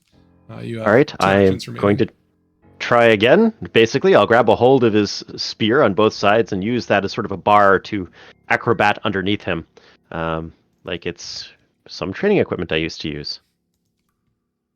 And let's see if I can do this less done this time. That one's Aha! much better. You managed to slide through his legs with a plum popping up right behind. Do I get panache from that? You do get panache from that. I say thanks for offering that spear to hold on to. Very helpful. And I attempt to stab him in a finishing sort of a style with my new short sword. Go for it. You'll probably probably just not have to. You'll probably just have to roll it from the actual sheet because it's. Okay. So just go over to the actions tab.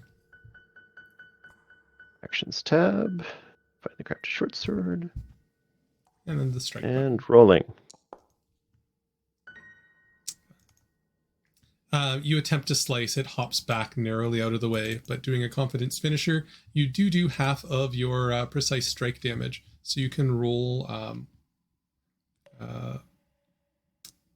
2d6.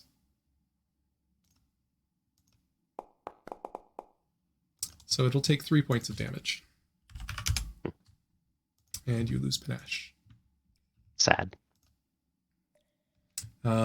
This kobold grabs its spear, still smoldering a bit, runs up to Kyra, and attempts to give Kyra a stab in the chest.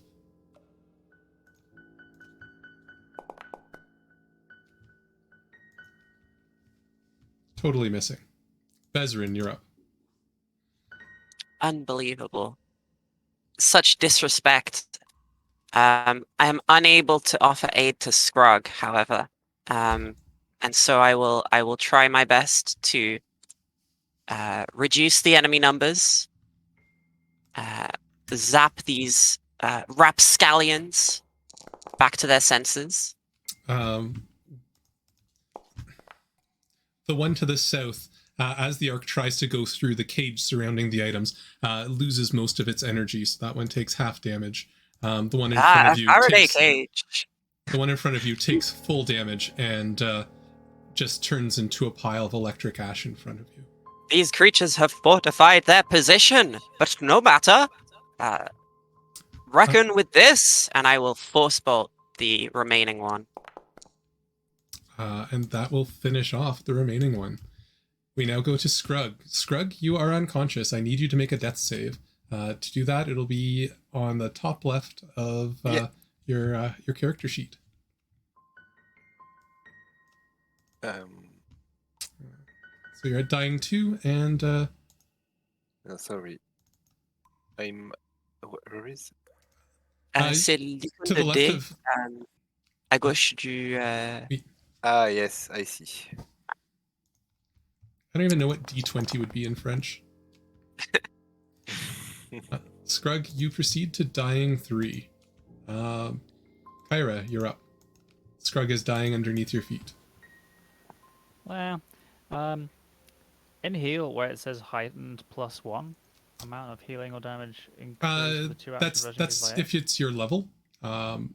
So you're only level 1. You can only cast level 1 spells, so you can't heighten anything. I see. Okay. But if he receives even a single hit point, he loses the dying condition. He will be wounded, but will go back to, but will be conscious and no longer have to roll saves. I'm gonna cast a full 3 action heal. 3 action will hit everyone, is if that's your intent. It is. Okay.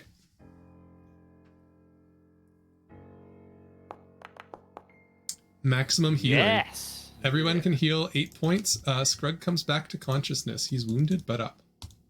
Ah, that's the stuff. Thank you, Saren Ray. I'm emerging from unconsciousness. Oh, what happened? It was marvelous. You knocked out all 4 of the damn things. Here, and I'll try and help him up. Ezrin, make a deception check. I am a very good liar.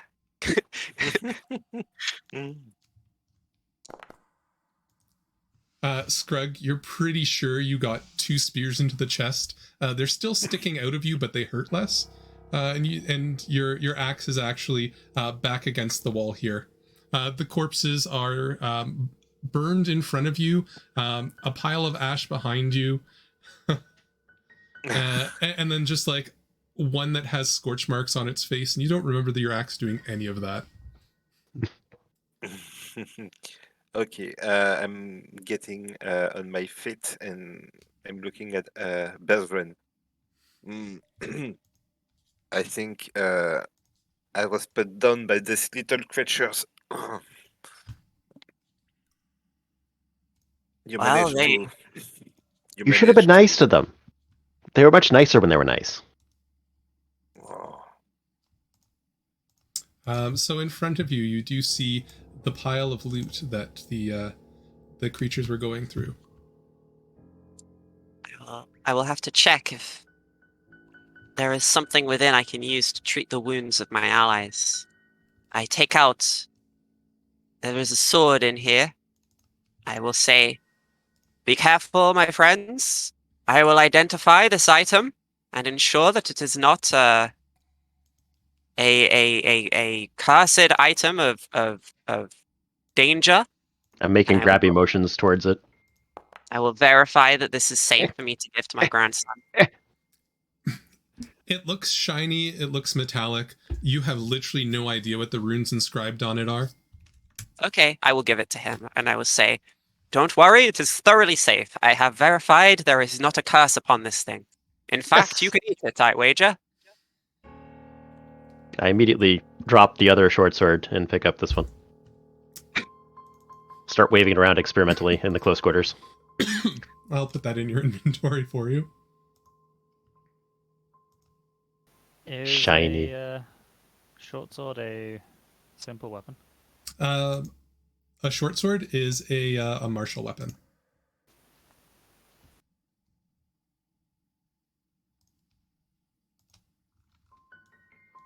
I will collect the silver and gold in the chest in one of these barrels, and I will say, perhaps we can use these to fund Scrug's recovery and physiotherapy. A worthy expert will be a great expenditure, but do not fear, we will share this burden. Mm.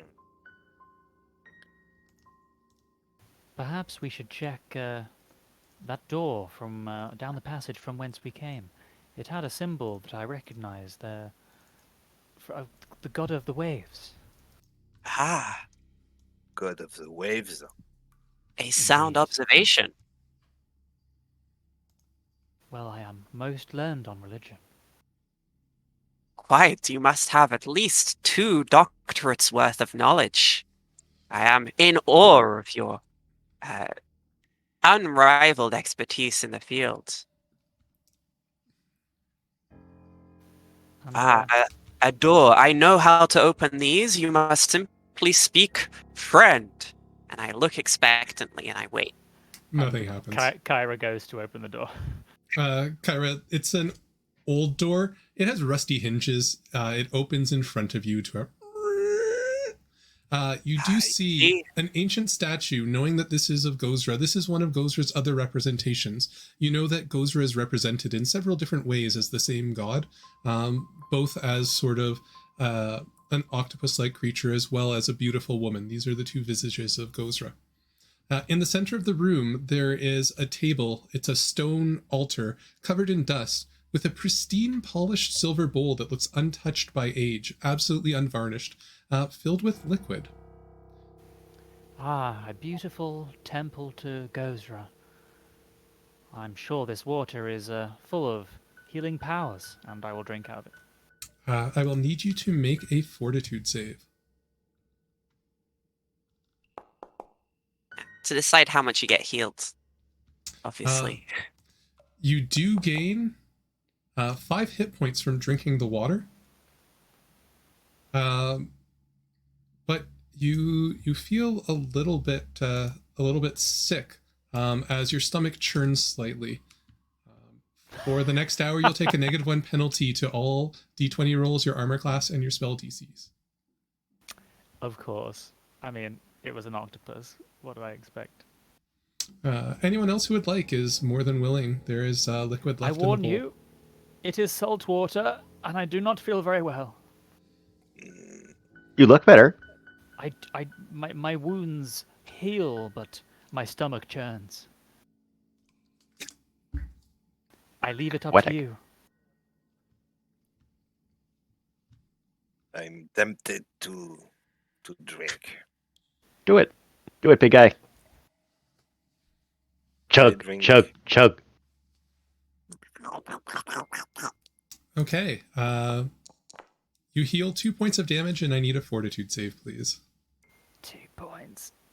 Come on, you've got a good fortitude, right? You feel a surge of power through you. You are strengthened by the might of the ocean. Ah, you bastard. Oh, Yeah, I feel the power of Gozra. For the next hour, if you're hit by a critical hit, this will reduce a critical hit against you to a normal hit. Nice. Bezrin will also partake. I do my best work under the influence. Oh. You heal for 2 points, and you feel strengthened by the ocean as well. A mighty boon. Wilkers, come, try some of this stuff. I'm good, thanks. While we're here, Scrug, allow me to, as well as the might of Gozra, imbue you with more of the light of Sarenrae. Yeah.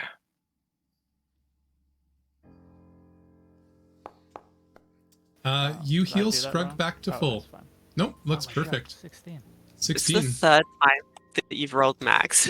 I'm going to award Kyra a hero point for exceptional rolls on healing. Thank you, Kira. No problem, my friend. Unfortunately, Gozra. that'll bring Kyra down to 0 heals remaining, but Scrug, if you rest for 10 minutes, since you're at full hit points, you will lose the wounded condition. Can we rest 10 minutes or so? I don't see why not. We're not Sure. particularly pressed for time, are we? So Scrug, you are no longer wounded. It's been long enough that wounds can be treated on you, and I believe the second one to get their wounds treated was Bezrin. So Bezrin, you also are able to have your wounds treated. I'm going to share some riveting stories about various other strange drinks that I've drunk. You know, like someone left something out in the lab overnight, and I just chugged it. And I'm going to regain my focus points, if I may, Sure. in so doing. I was Everyone just starts edging away from the leaving. story, that's all. I was just trying to get out of earshot desperately, that's all. Bezrin, roll a perception check. Of course, I am highly perceptive. You didn't even notice that they left. You lectured to the statue for 10 full minutes, gaining your focus point back. The rest of you sort of sat in the hall and helped each other recover. The best listener I've encountered in quite some years. You would be a fine student.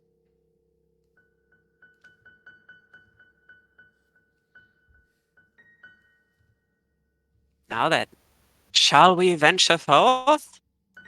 Indeed, we certainly spotted a mysterious door. I know not what might be beyond it. I'm sad that this creature were killed. There's nothing to be done. I will walk up to the door and I will say, "Friend," and then attempt to open it. You open to a small stone hallway. In front of you, you see a secondary door. This trick has never failed. Onwards, and I will walk to the next door. As you walk forward, part of the ceiling begins to collapse on top of you. But you walked right on top of the trap. I need you to... the rocks fall from the ceiling. They attempt to crush Bezrin.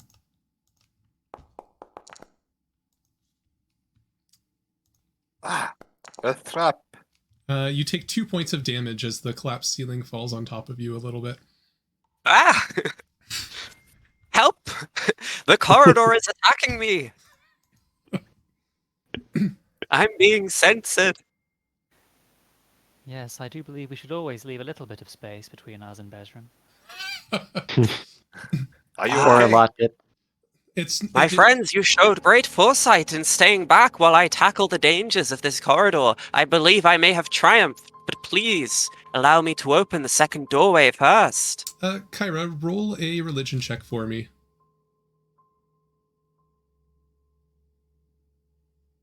Totally forgot you were talking to me then. I will roll a religion. You have this sense that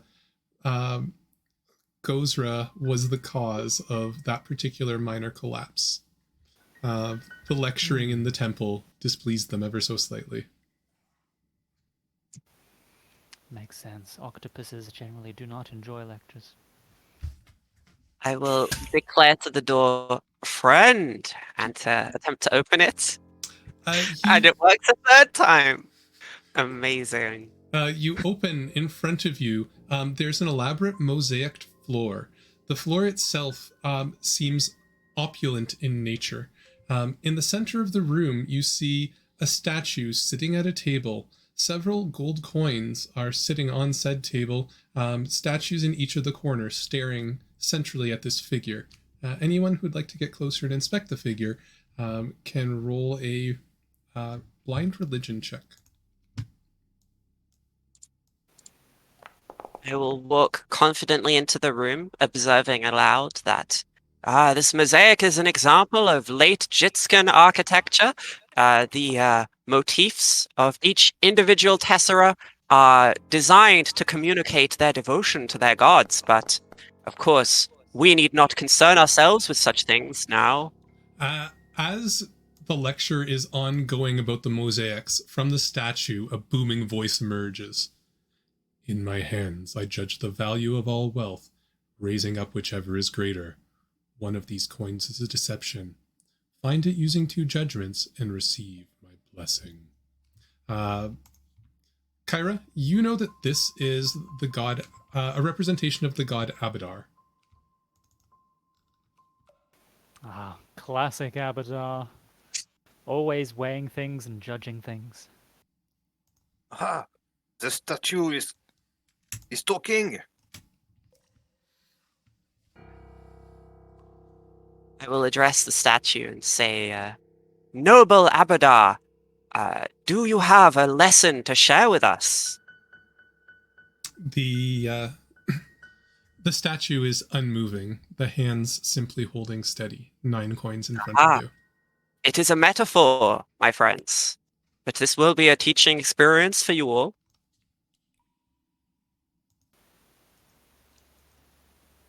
Do you know how we would work out which coin is the correct one? Of course I do. I know everything. It's a simple puzzle. Whenever a riddle includes the prompt, value, and worth, the answer is always knowledge, the most valuable of all things. I'm I'll not sure pull that out applies like in this case.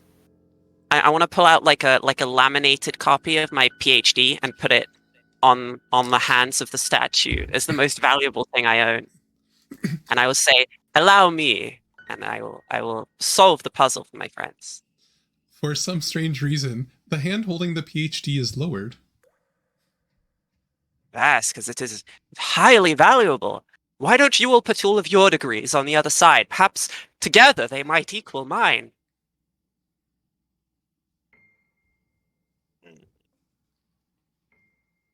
Well, go on. Don't be shy. I won't judge you, not even if they're in the humanities. I'm not completely understanding what's happening here. But what the statue are doing here? Under a basement? A fishery? I think we're no longer in the basement. We could be in an adjoining building, given how far we've traveled. I'm looking at the coins. Is there anything different about any of them? Roll a blind perception check. Right.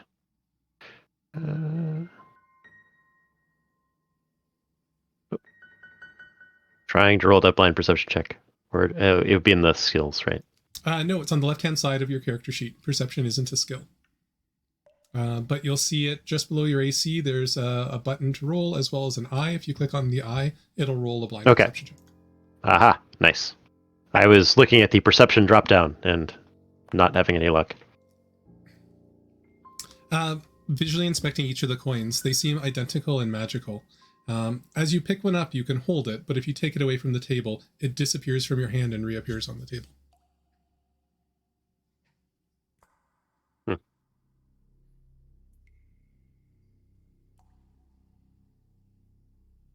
Interesting. Kira will take 3 coins. If we weigh 3 of them against another 3, and the hands aren't balanced, that should give us enough information to proceed, should it not? Oh, clever. You might need to move that your treasure off of the hand. So valuable it would falsify the results of your binary search. Allow me, and I will take my diploma back. As you move it from the hand of Abadar, it disappears from your hands, seemingly into nothingness. It reappears on the table.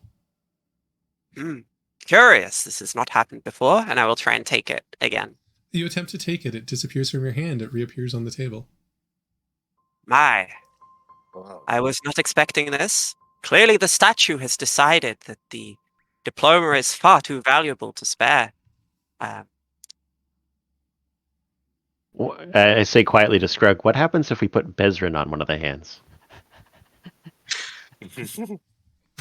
It's tempting, no? Interesting. So 3 coins on one and 3 on the other and see what happens? Is that what you're suggesting, Kyra? I think that should be our first step, yes. You place 3 coins in each of the palms.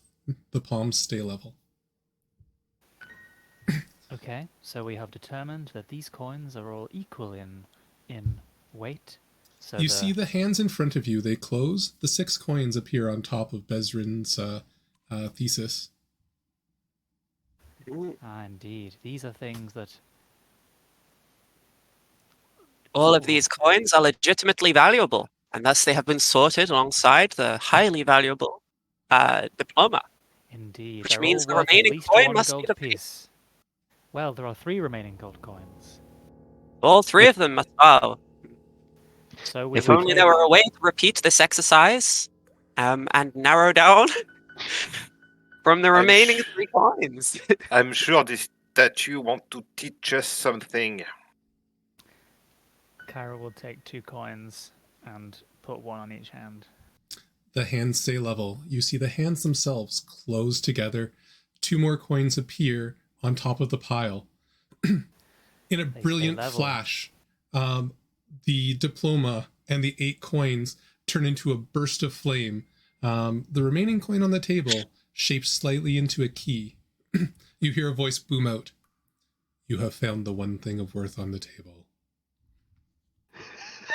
Ooh, burn! Oh, A key. oh. To wonder the what far it's side for. of the wall, you see fire curving around the outline of a door straight to the north. A small keyhole illuminated. Oh. Kyra will take the key and go and investigate. As Bezrin peers under the table, like sort of like working out what's happened. In the small chamber, there is a small wooden chest emblazoned with the symbol of a key, similar to the key that you just found in shape. It's the symbol of Abadar. So we didn't need the key to get into this room. No, the key was used on the illuminated doorway. Right. Okay. Stay quiet. I can hear noises. They sound like the kobolds we met earlier. You see small peepholes through the north. As you wait and observe, a couple of kobolds seem to be patrolling the room. If I try and open the chest, is it locked? The chest itself is not locked. Okay. I'll have a look inside. Looking inside, you find a magic scroll, some gold, silver, copper, and an emerald gem. I'll There's- take particular interest in finding out what the scroll is. You show the scroll to Ezrin. Ezrin immediately identifies it as one of the spells they know. It's a scroll of magic missile. Inside the room, additionally, you see a bunch of cranked gears and pulleys, a massive contraption. From where I'm we staring at it. Is it possible to tell what it might control or do? Roll a crafting check.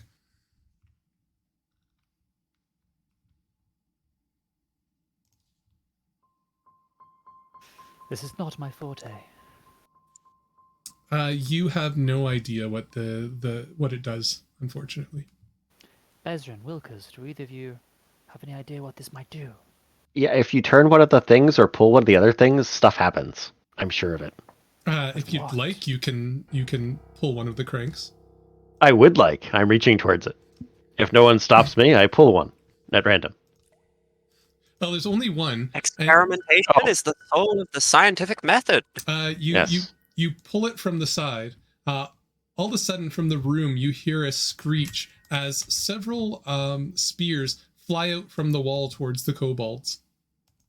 Ooh.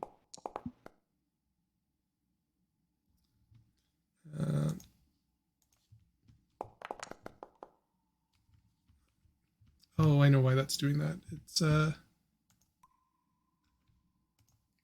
16 and a 13. Oh, The that's kobold- really funny. The kobold to the north gets hit by a spear flying from the wall.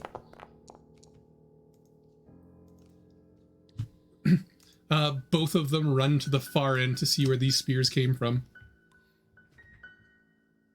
Oh, what's happened? It Good appears things. that Wilkers activated a trap and sent spears flying towards the kobolds.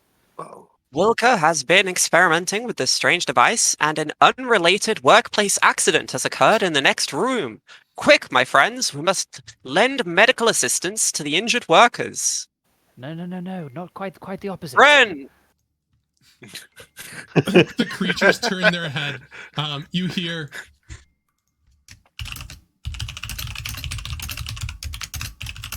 Be here. What do we hear? I will. Oh, I see. Oh. I was saying-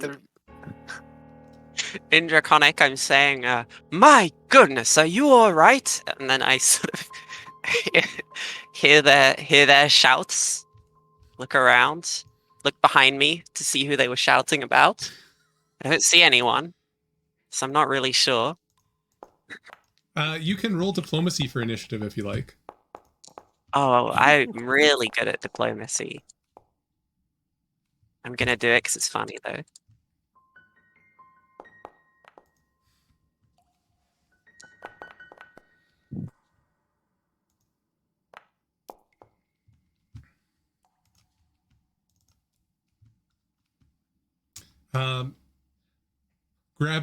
Having examined the wall, the kobold yanks the spear from the launcher, looks towards Bezrin, and hurls it. Bezrin, you get stuck into the arm for 3 points in your good casting arm. With its final action, the kobold pulls out its sword. From the dark side of the room, another kobold runs out into the middle of the doorway. Spear in hand, it's going to attempt to stab at Ezrin. Missing. Kyra, it's your turn. What would you like to do? Whew. Am I able to squeeze past and get into this room? You certainly can. You can sort of squeeze to the side to get into one of the squares on an angle. Pushing a kobold a little bit out of the way, but it's small. You think you can manage. And from there...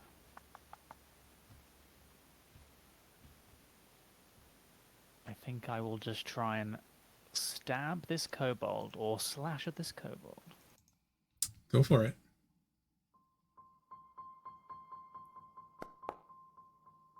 That will hit. In spite of the sickness you feel, roll damage. The kobold gets cut. It starts to bleed. You have one action remaining.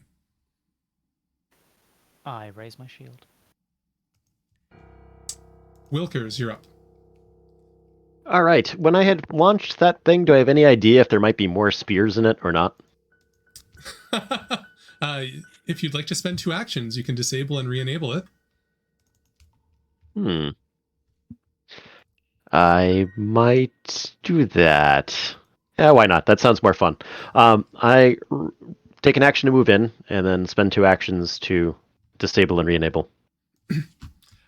You hear a clicking noise as 2 more spears fire out of the wall. Oof. Oh.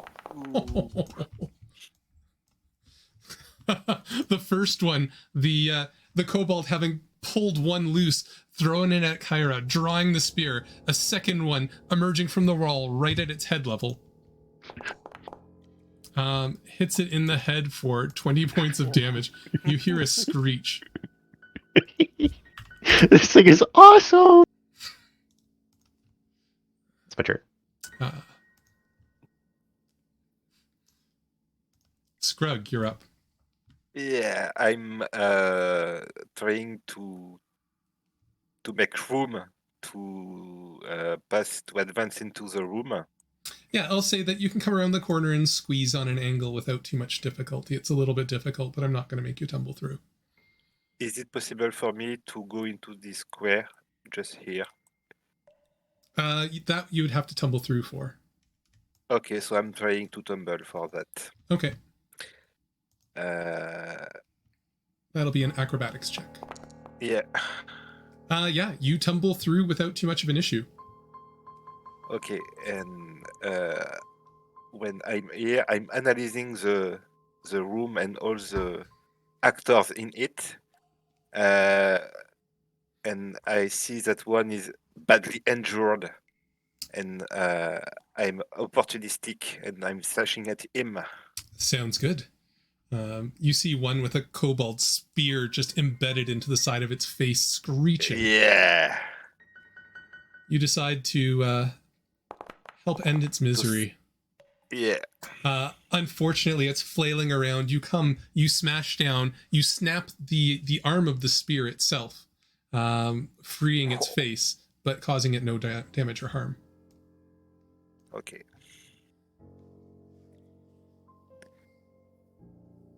It was by 3 actions, I think. 1 action to move, 1 action to swing. You still have one So I remaining. have another action. So I'm doing another strike On the same one? on the same one. Okay, go for it. Sorry. Yeah. Unfortunately, with bad. it flailing wide, you get a little bit of spray of kobold blood across your eyes, and swing wildly, missing. Oh. Is there any difference between a critical miss and a miss? No, not normally. Okay. There are some creatures that will have reactions like opportune riposte. If you critically miss, then they get a reaction to strike you in retribution. So the second one runs up, spear in hand, seeing Scrug, is going to make 2 stabs.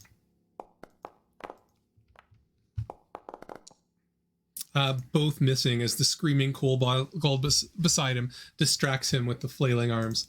Bezrin, you've been stabbed. What would you like to do? I have been stabbed. I was not expecting such a visceral reaction from these rude creatures. I will target the one immediately in front of me and the one to the far left with electric arc. Okay.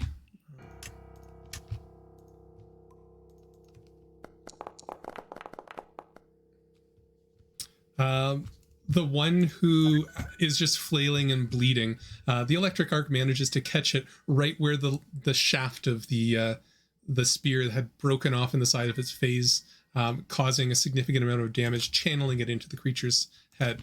To the one in front, it manages to narrowly avoid the worst of the damage, but it's still enough to cause it to collapse to the ground. And then I will whip out my force bolt at the one at the back in an attempt to put down these unruly creatures that have taken out their unrighteous anger on me, despite my playing no part in their suffering. So much for helping injured workers, Bezrin. Quite. These poor souls have misunderstood the cause of their ire. They should know that it is their own carelessness with which they must take issue, not me. Bezren, remind me to not bother you. You would never bother me, my good friend. So with that, you emerge into yet another hall that seems to be extended from before. Those of you with dark vision see at the far end of the room a spiraling staircase descending downwards further into the depths. You see that it looks like the kobolds have set up a small blockade, and these weren't the ones who were manning it, patrolling the area. Otherwise, the room itself here appears mostly blank. You do hear some clicking from behind this wall, like with the current setting, the trap was still left armed. Oops. My bad. Are you sure the trap are deactivated? You see, children, this is why you must employ a lockout-tagout mechanism in your workplace. Such accidents are easily avoided if you follow the simple regulations that your superiors will have laid out for you. What she said. Or we could just stay away from it.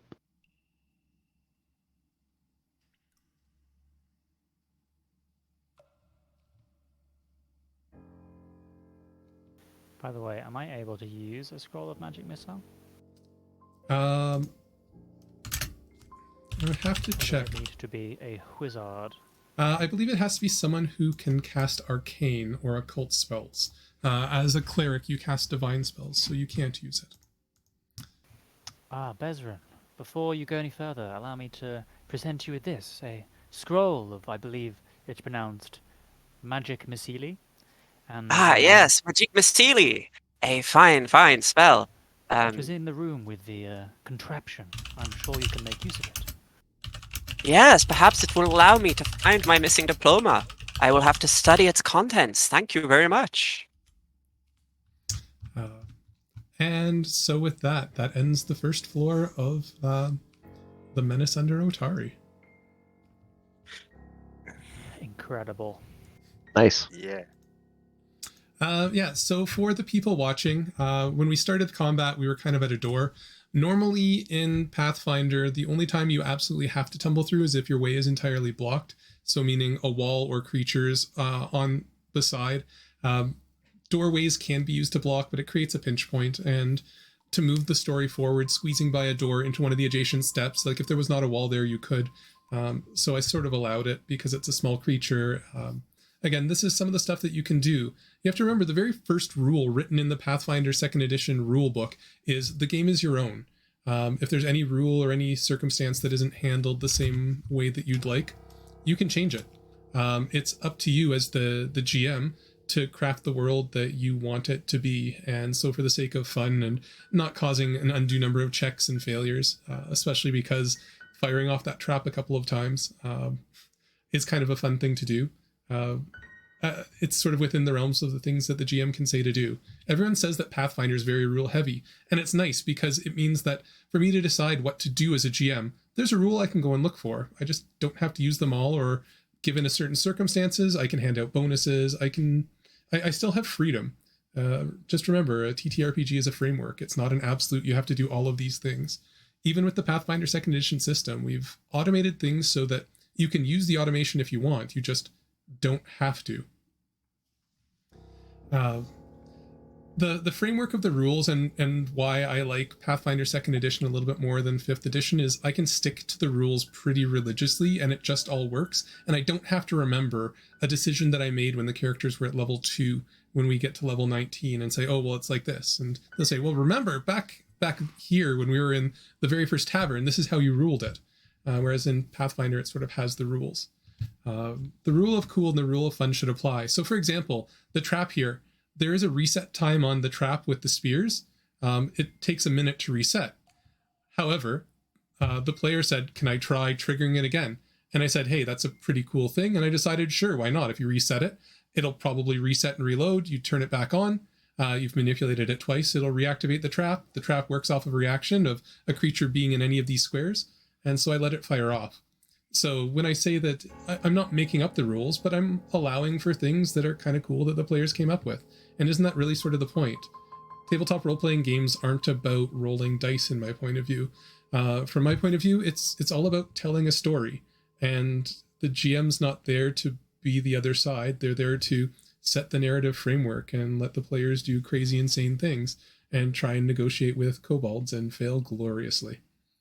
It's about what you learn along the way. I succeeded briefly. So with that, I think this is probably the place to end off for the day. I'd like to thank everyone who came on stream with me today. So once again, Norc or Dan, one of our Foundry moderators, Alex, also known as Monkeyy, one of the helpers, Ludovic, which is SecretFire, one of the Foundry developers, and Cora, who everybody knows and loves. Also on Foundry staff, also the community manager for the Pathfinder 2nd Edition steering committee, and tenured professor at the University of Absalom. Now, unfortunately. So with that, hopefully that was helpful. If anybody is looking for, has any questions or concerns or thoughts or want to know more about the system, you'll find me and other system developers and even just really awesome people willing to help out in the PF2e channel on the Discord, as well as our community server. If you'd like to talk anything Pathfinder, if you'd like to know about all the adventure paths, or if you're running them and looking for tips, we have threads. The PF2e channel on Foundry used to be the largest channel, which is why we have our own sort of sub Discord. At its height, I'll say, it had more traffic going through it than the next 5 largest channels on Foundry, including both 5e and troubleshooting combined. So that's why we kind of needed it. So for the PF2e channel, we do ask that most people, if you're looking for information or for help, PF2e is the place to come. If you're looking to learn about the system or chat about it or things that are happening with Paizo, all of that's probably better for the community Discord, which is a very happening place. I think we're up to 4,000 or 5,000 members there alone. So once again, thank you to everyone on stream. I think we'll end it here because doing floor 2 would be another 2.5 hours, and I feel like I've leaned on, especially my European friends, fairly heavily today. But we'll see. I think we can probably post the stream if anyone wants to watch it. And there is a part 2, so at some point maybe we'll see if we can get the gang back together and do the second floor, if that sounds good to everyone. I've got more burning hands to use. More levers to pull. It's not scheduled for part 2 yet. No, we barely scheduled doing part 1. We just thought it would be cool as part of the beginner box day today. So I will talk with Dan and Alex and Ludovic and Cora and see if we can come up with a day to do part 2, if everyone would like that. Otherwise, this weekend is Cayden Keg's Beginner Box weekend. I think another one of the Pathfinder Discords is doing another Beginner Box weekend, especially for people trying to move over from 5th edition to try out this exact adventure. So yeah, feel free to hop on. I will see in the PF2e channel, I'll post a link to the different online lodges for society play, and cool place to try and go and get a pickup game. I hang around Cayden's Keg in the channel Torag's Forge, chosen entirely because Foundry has an anvil as a logo. It seemed the most appropriate. And yeah, check around. I list my games generally publicly on Warhorn and Discord, so I'm always happy to game. Last shout out I'll say is we've started our Extra Life 2023 campaign. So if you would like to donate, the links are not on this stream, but they're definitely pinned in the announcements of the community Discord. And I typically do offer to GM games for you or your group for certain levels of donation depending on the size. I have a lot of games to run from last year, because I had a couple of people go for the $500 tier that I thought no one would do. So it looks like I'm running the entire Dark Archives twice. Super fun. But especially for new players, always happy to run games. So thank you very much, everyone. Have a wonderful day, and I look forward to seeing everyone else on Discord or just generally around.